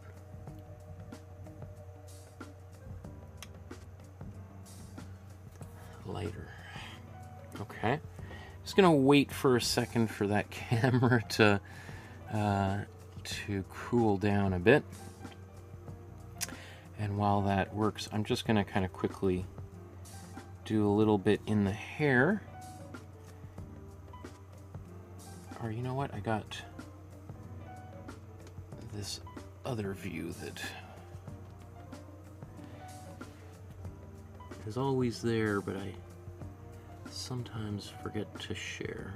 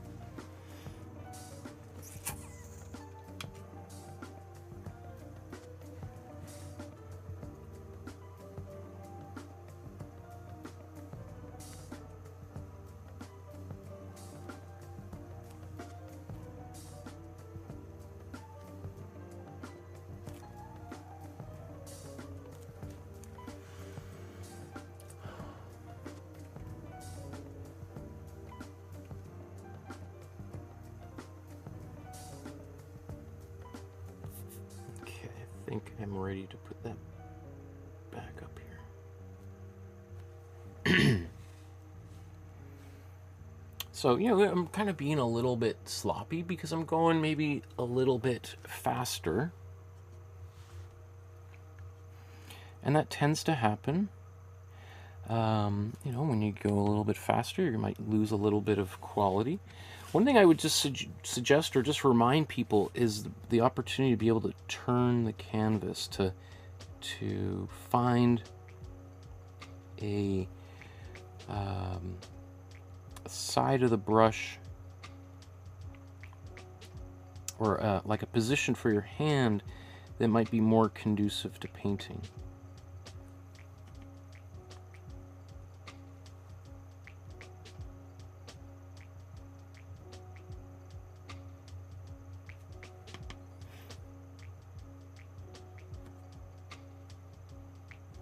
Now, I did say I would try to paint the interior, or kind of work from top left to top to bottom right first, and I am kind of now creating a little island in the middle, but as things dry, or I can always blow dry it if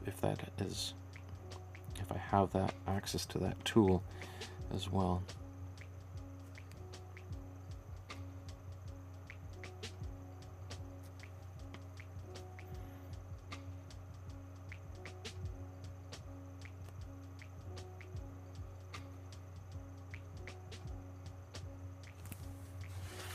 Okay, so you can see it looks right now a little bit clumsy, but that's okay, because as I paint, and especially if I fill in more of this, I'll be able to kind of hide that a little bit, and I'll show you how I do that here shortly.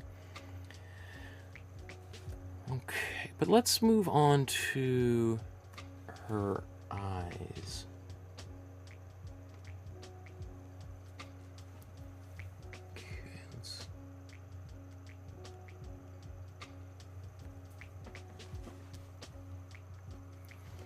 So with these eyebrows,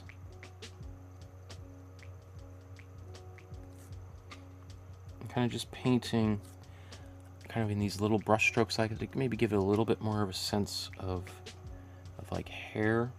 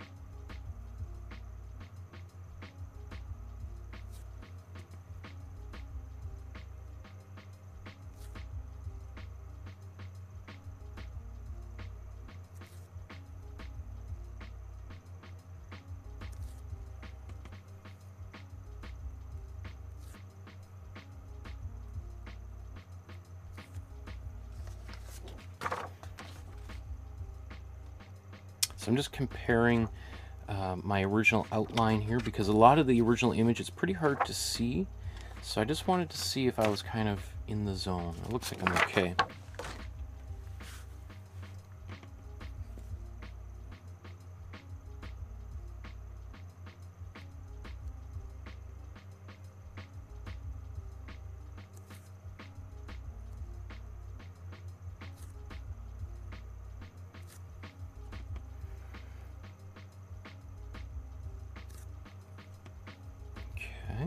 Now there is some little nuance here. I'm going to save that to the kind of towards the end, and maybe just show you how I might deal with that.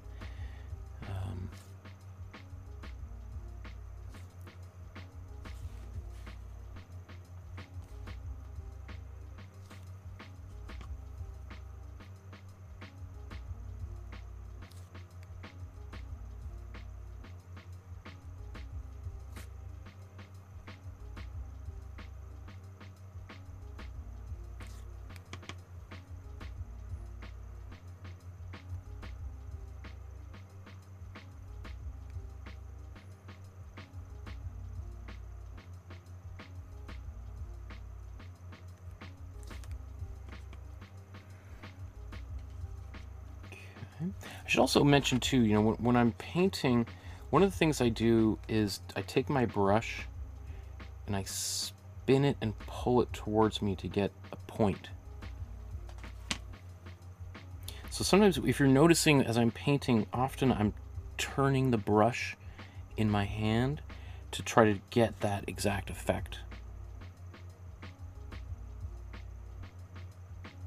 Now, I started with these kind of very small little brush strokes for eyelashes, and then I realized, you know what, maybe I've got some pretty bold eyelashes on the other side, so maybe, and I can't make those thinner without a lot of effort, so I'm just going to keep it kind of thin. Now, oops, I got a little bit of my paint on my hand, and I've got that in my background. So what I'm going to do is take a little bit of water, get that on a rag, and if I'm kind of quick on it, I can erase. I got to be careful because if I do too much, I'll literally wipe some paint off. So I just do that kind of quickly. And now I got to be more mindful, Michael, of that in the future, right? Without stamping my hand all over the place.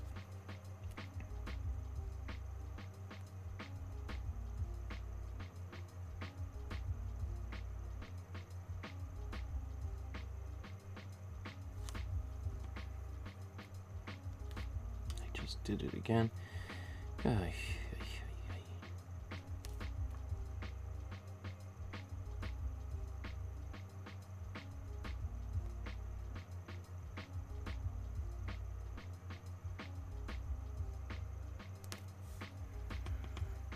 Some pretty clumpy eyelashes, Michael. I would make a very poor drag queen, I think.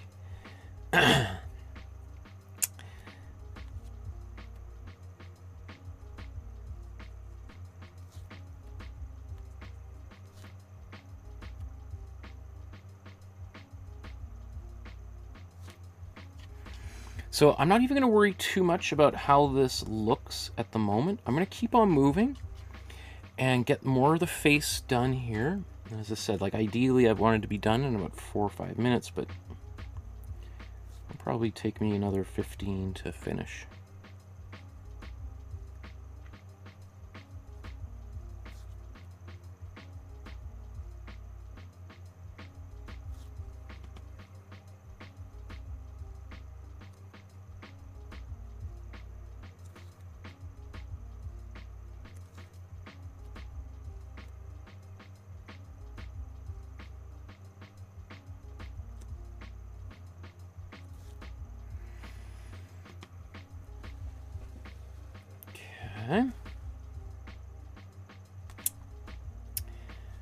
Let's get, cannot forget her famous mole. Right, let's put that there.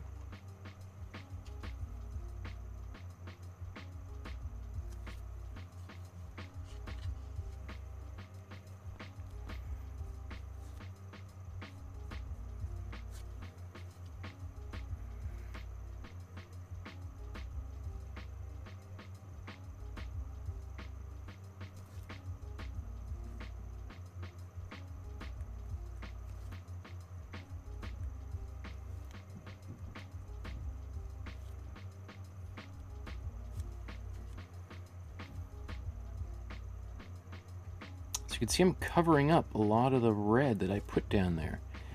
And that might seem like, well, I could have just painted half of that red. But the thing is that what's nice is a little bit of that red coming through my dark colors, right?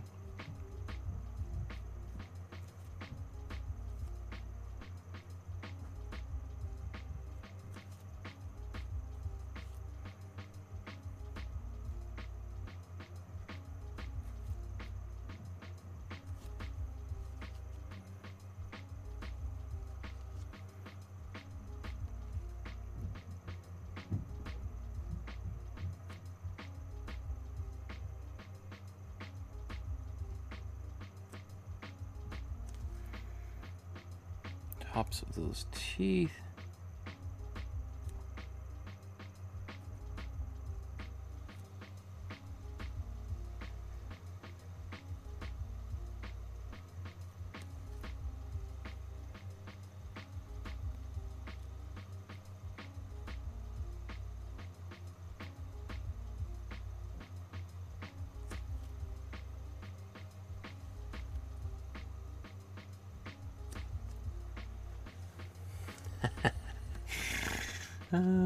She looks kind of like a zombie right now. Okay, let's keep on going. Let's get her chin in here now.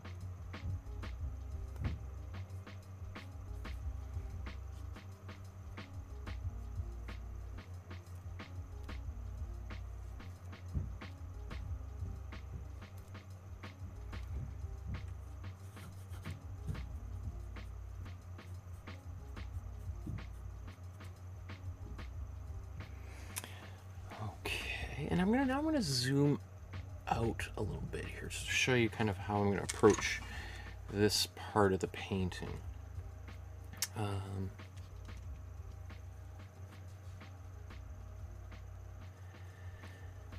So I'm going to take another one of my brushes. Which one? Let's do on this size, right? I was painting with one of these small ones.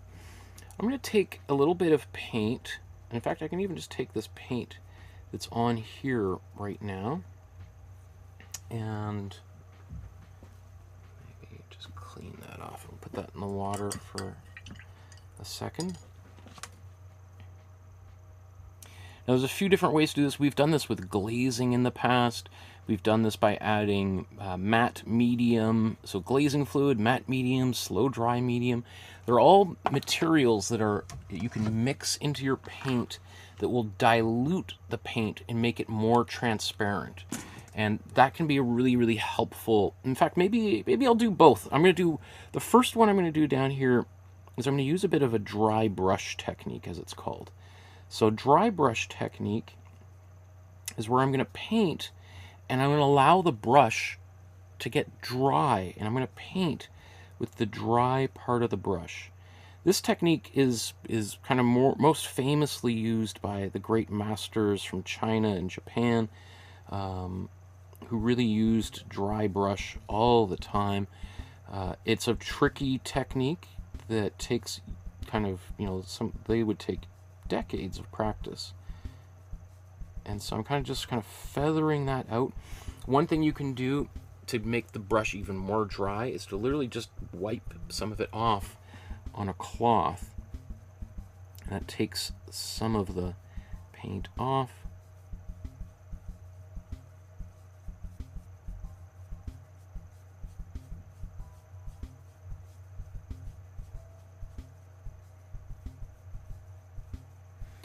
And we can paint with this dry brush.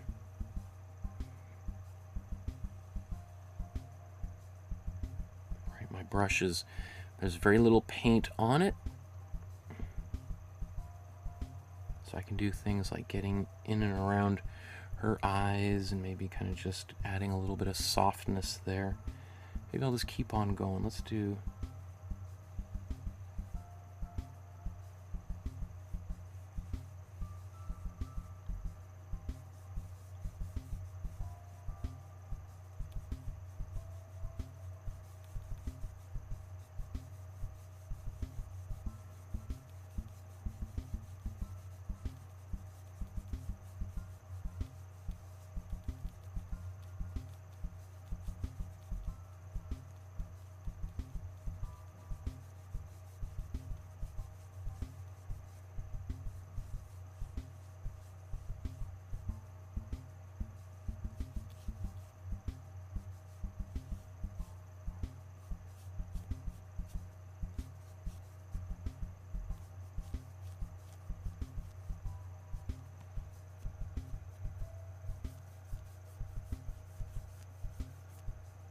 So I can add a little bit of nuance this way with the dry brush, right?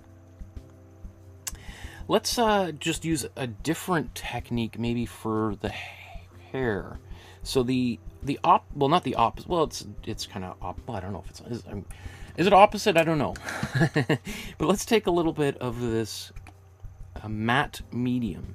And so matte medium is just paint that has no color in it. So there's no pigment, so it's clear. So I can take this and mix it into my paint. Let's just take more paint here. And now I'm going to have a very transparent black paint to paint with. The more black I put into it, the more opaque it gets, to the point where if I put a lot of it in there, then I'm just painting with black paint, right? But now, so I'm just going to mix that in, and I'll put this brush... Well, do I want to put it to the side? Well, let's see. Where could I put this as it is? It's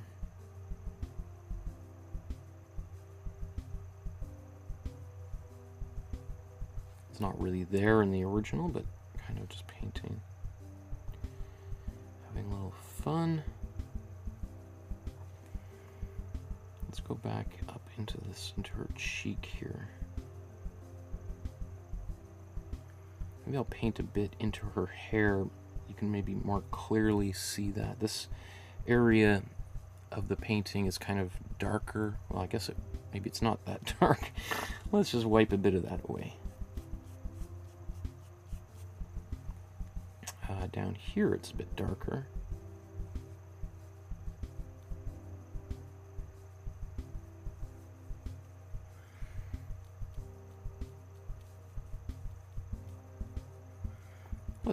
Let's kind of go a little bit silly with this. Let's just add a bunch.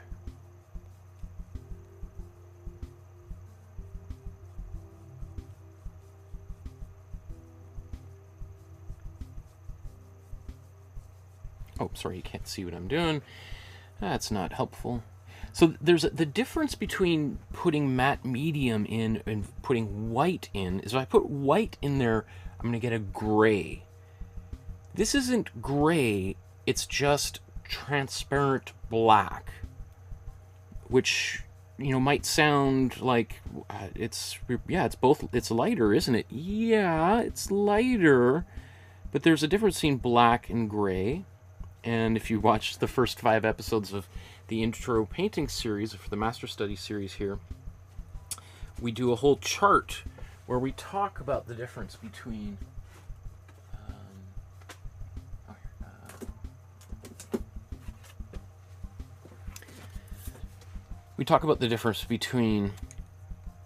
tints when we add white to a color, shades when we add black to a color, and tones when we add gray to a color. So there's a very different, so this here is the same color,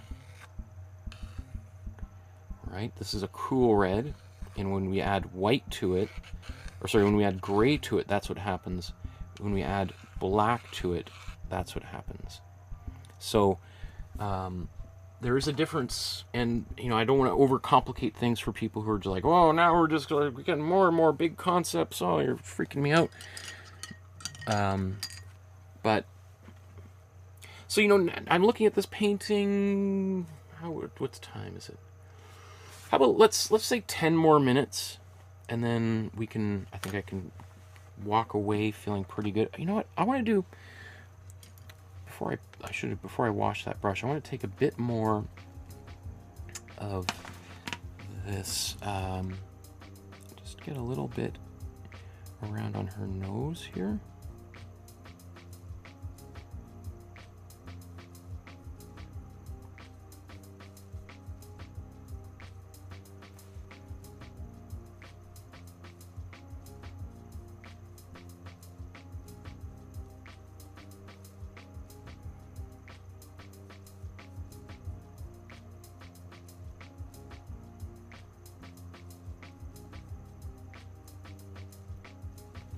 Okay, that's good. Now I think I can probably do the majority of the rest of this painting with just my small brush. And, I mean, really, what do I want to do? Probably just little bits here and there. In fact, let's look at the original. What do I need to do? These eyes need to be darker, hey?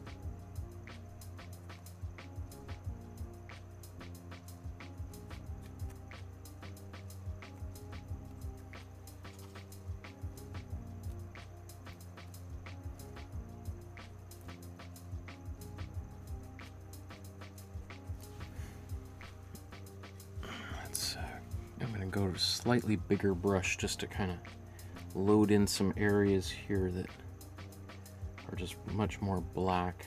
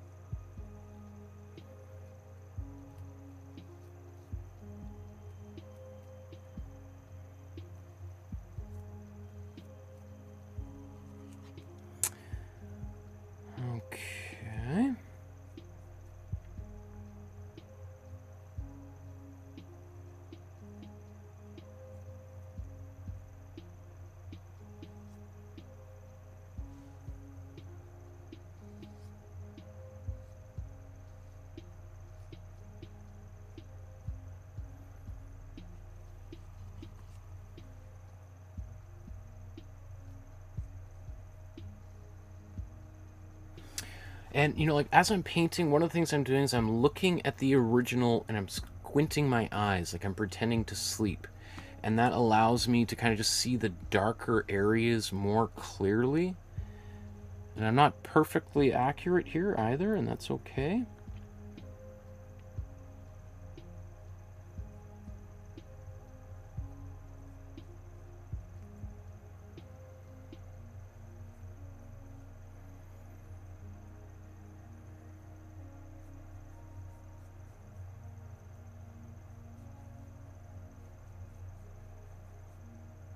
Here's a bit more dry brush again. Well, my brush is just, instead of going back to the well to get more paint on it, I can just do a little bit of dry brushing.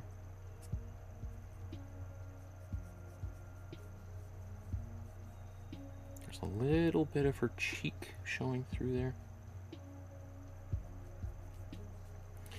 Okay, so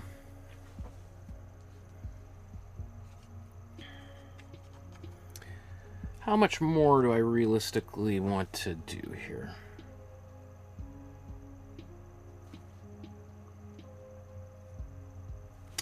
In fact, you know what? One of the things I'm going to do is I'm going to take a bit more of my... I'm going to paint with some of this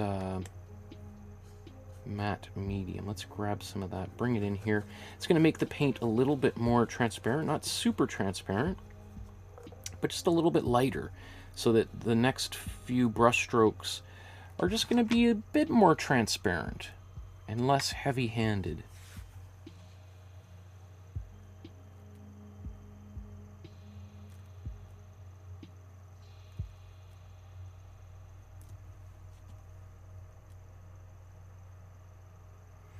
And now, as I'm getting closer to finishing this off, I'm probably going to look less and less at the original and just kind of have a little bit of fun.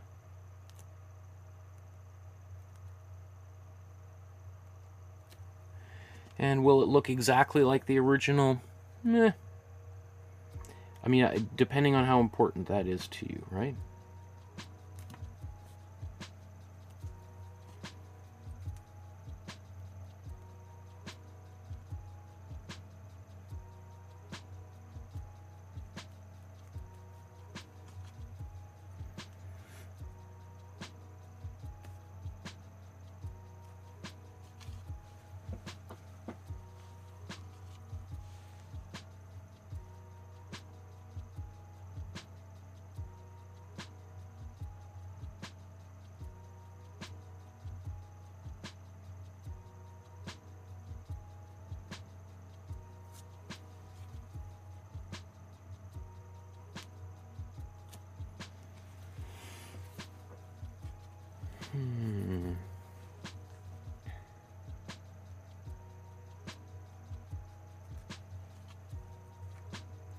There's lots of little hairs in here.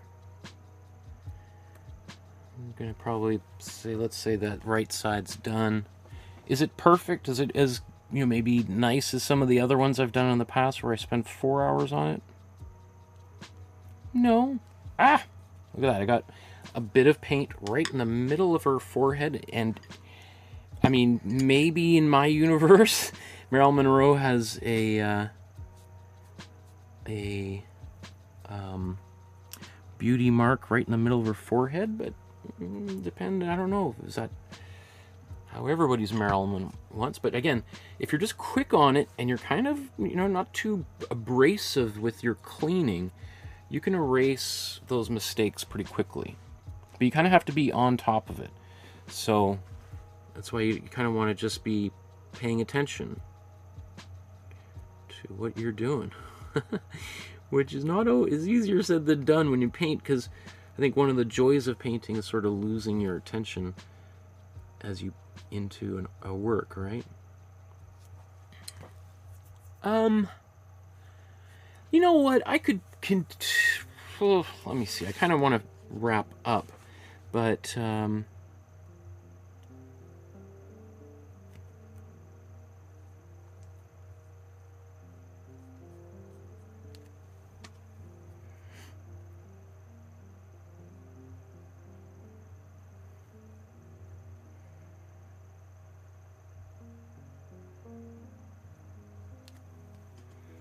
I did blab on longer than I was planning to today.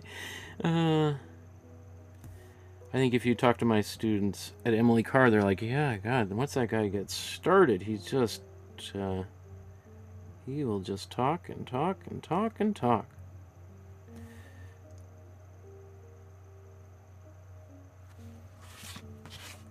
Okay, so maybe the last little thing is I'm looking at these eyes and they're looking a little bit funny. So I kind of want to just fix that. I think I'm just going to fill that part in.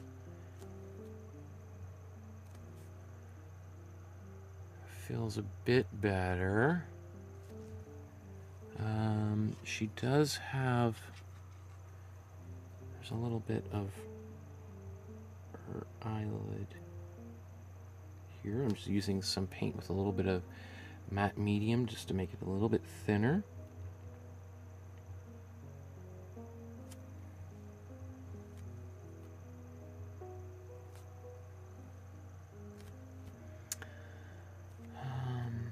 There is also her bottom eyelid is very light in here.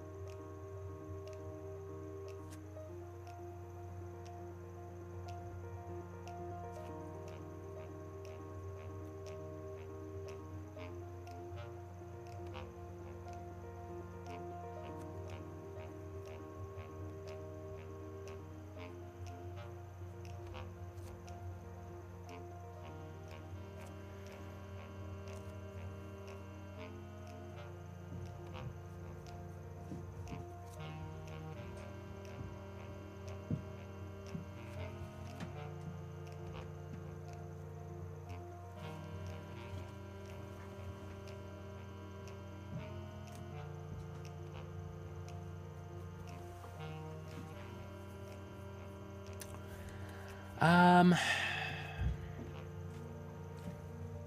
am a little bit compelled to just continue. I'm just going to do a little bit more. Just want to kind of bring this cheek out a little bit further.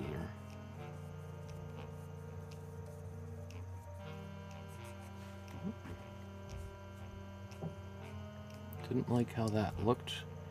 Let's try it again.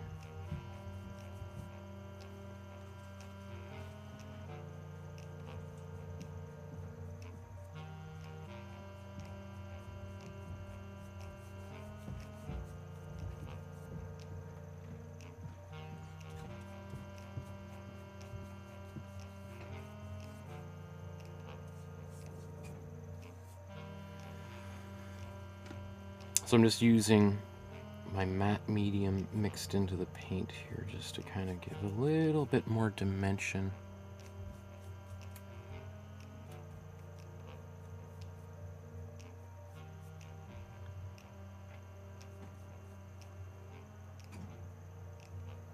Oh, and last, I forgot her earrings. I'm sure people are probably like, don't forget the earrings. What are you doing? Now I'm just going to simplify this with sort of like a little candy pattern here. It's much more complex than the original.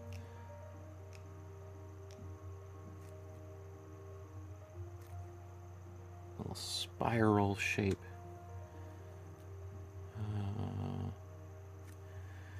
Let's see, we could put a few little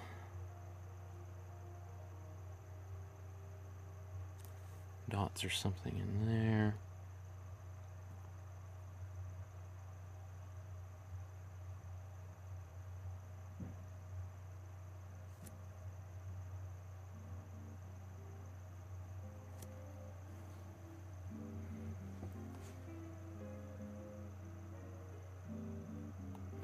Okay. I think, as my grandfather used to say, that's good enough for government work. Obviously, once you know the techniques, you can continue working on a painting like this for hours and hours and hours.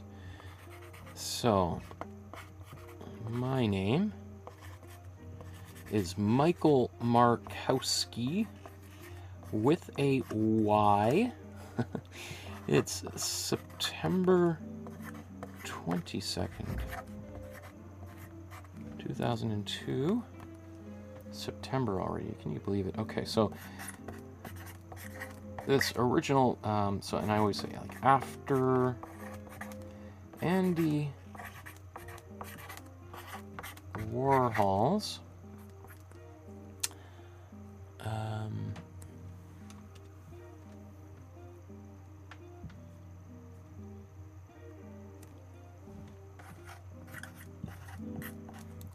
shot sage blue Marilyn from 1964, we'll say.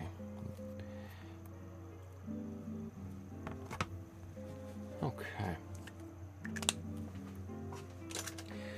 Feels kind of nice doing a painting in a little bit of a faster period of time. Is it perfect? No. Could I do better? Yes. But I think it's also important for I think many people, especially beginner artists, to realize that it's okay to not make it perfect. And I want to give you permission to be able to make a painting that is also not perfect. I don't even really know what it would mean for a painting to be perfect either. So let's do a quick reflection here. Okay, so it's time to do a quick little side-by-side comparison and take a look at the two paintings we made and the painting I made compared to the original. Before we do that, just remember to like, subscribe, hit the notification bell so you know when upcoming episodes are coming. Next Thursday, we're going to be doing a painting by Claude Monet. We're going to be doing one of his famous water lily paintings. If you would like to support the channel with a small donation as little as $1 to the PayPal, you can use the link in the description below. There's the YouTube super chat you can use directly here in YouTube. If you see a little dollar sign by where you make comments, that allows you to do that.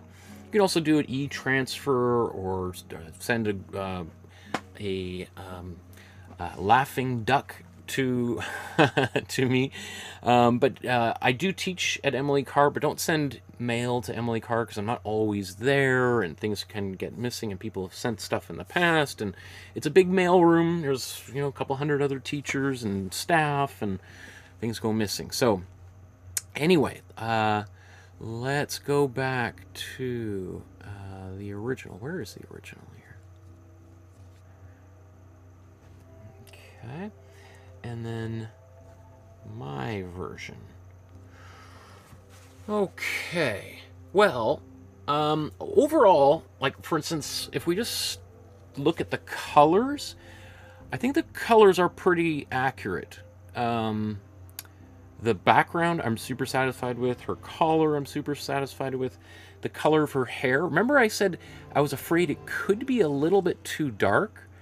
Well, maybe it could have gone even darker, and if I wanted this to be an even more intense warm red, I would have put like 2% warm red into my warm yellow to make it a bit of just a tiny bit of a yellow orange.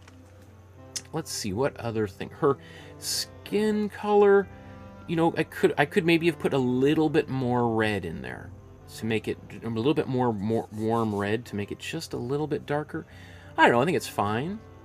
So in terms of colors, I'm pretty satisfied. Let's now think about like the black and how I've applied the black. Now I kind of waited to the very end to do that. So it's a little bit of a slapdash kind of approach, but I would expect if you were a beginner painter or you're even an experienced painter who's painting quickly like myself, that it would probably look a little bit like this, or maybe even a little bit sloppier, and that's okay. I'm a kind of a messy guy, so it's okay for it not to be like a masterpiece. All right. You can see kind of how nice that little bit of, like, either using a dry brush or adding a little bit of matte medium in there just allows us to get some of those more subtle lines on her face without it turning her into an old lady, right? Or an old man. Whenever we start putting lots of lines on anyone's face, it starts to look like wrinkles, right? And Marilyn Monroe sort of died at the peak of her beauty as a young woman, right? So it would sort of defeat the purpose to put... So just while I say that, often, a lot of the times, when you look at the way people paint noses or draw noses, particularly on women, they often don't include the bridge of the nose at all. It's often just a little shadow under the nose or the nostrils, right? Just a little, make mention of that, right? Nothing wrong with wrinkles. I've got lots of them and more every day, right? This up here on her, the left side of her face, you know, is a little bit, maybe there's a little heavy-handed with the medium here and even on her cheek. But, you know, I don't mind. And in fact, one of the kind of interesting things is how the texture of the canvas, that little bit of that weave, kind of has it reminds me a little bit of the texture of the photograph of the silkscreen, right? Her earring, maybe I could have done a little bit more work there.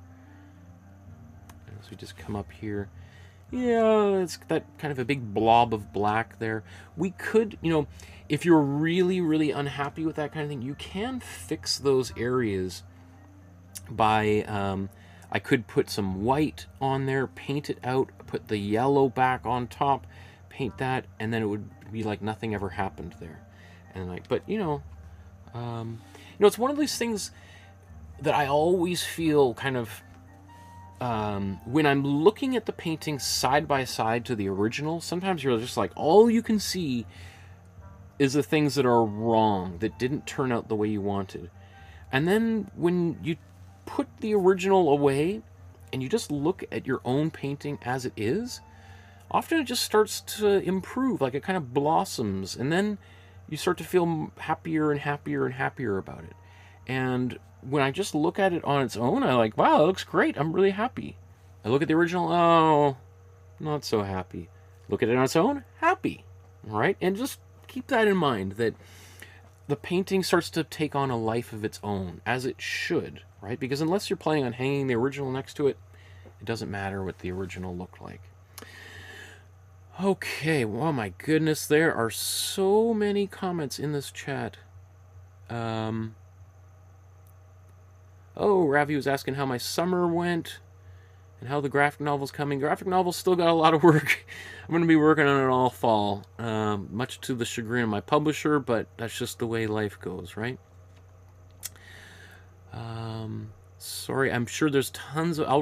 I always read the comments after the episode airs, so I apologize. I'm just not going to have time to get to everyone's comment, but thank you, everyone, for painting along with me. We'll see you next week, next Thursday, where we're going to paint Claude Monet's Water Lilies, and then lots of great stuff coming down the pipeline after that.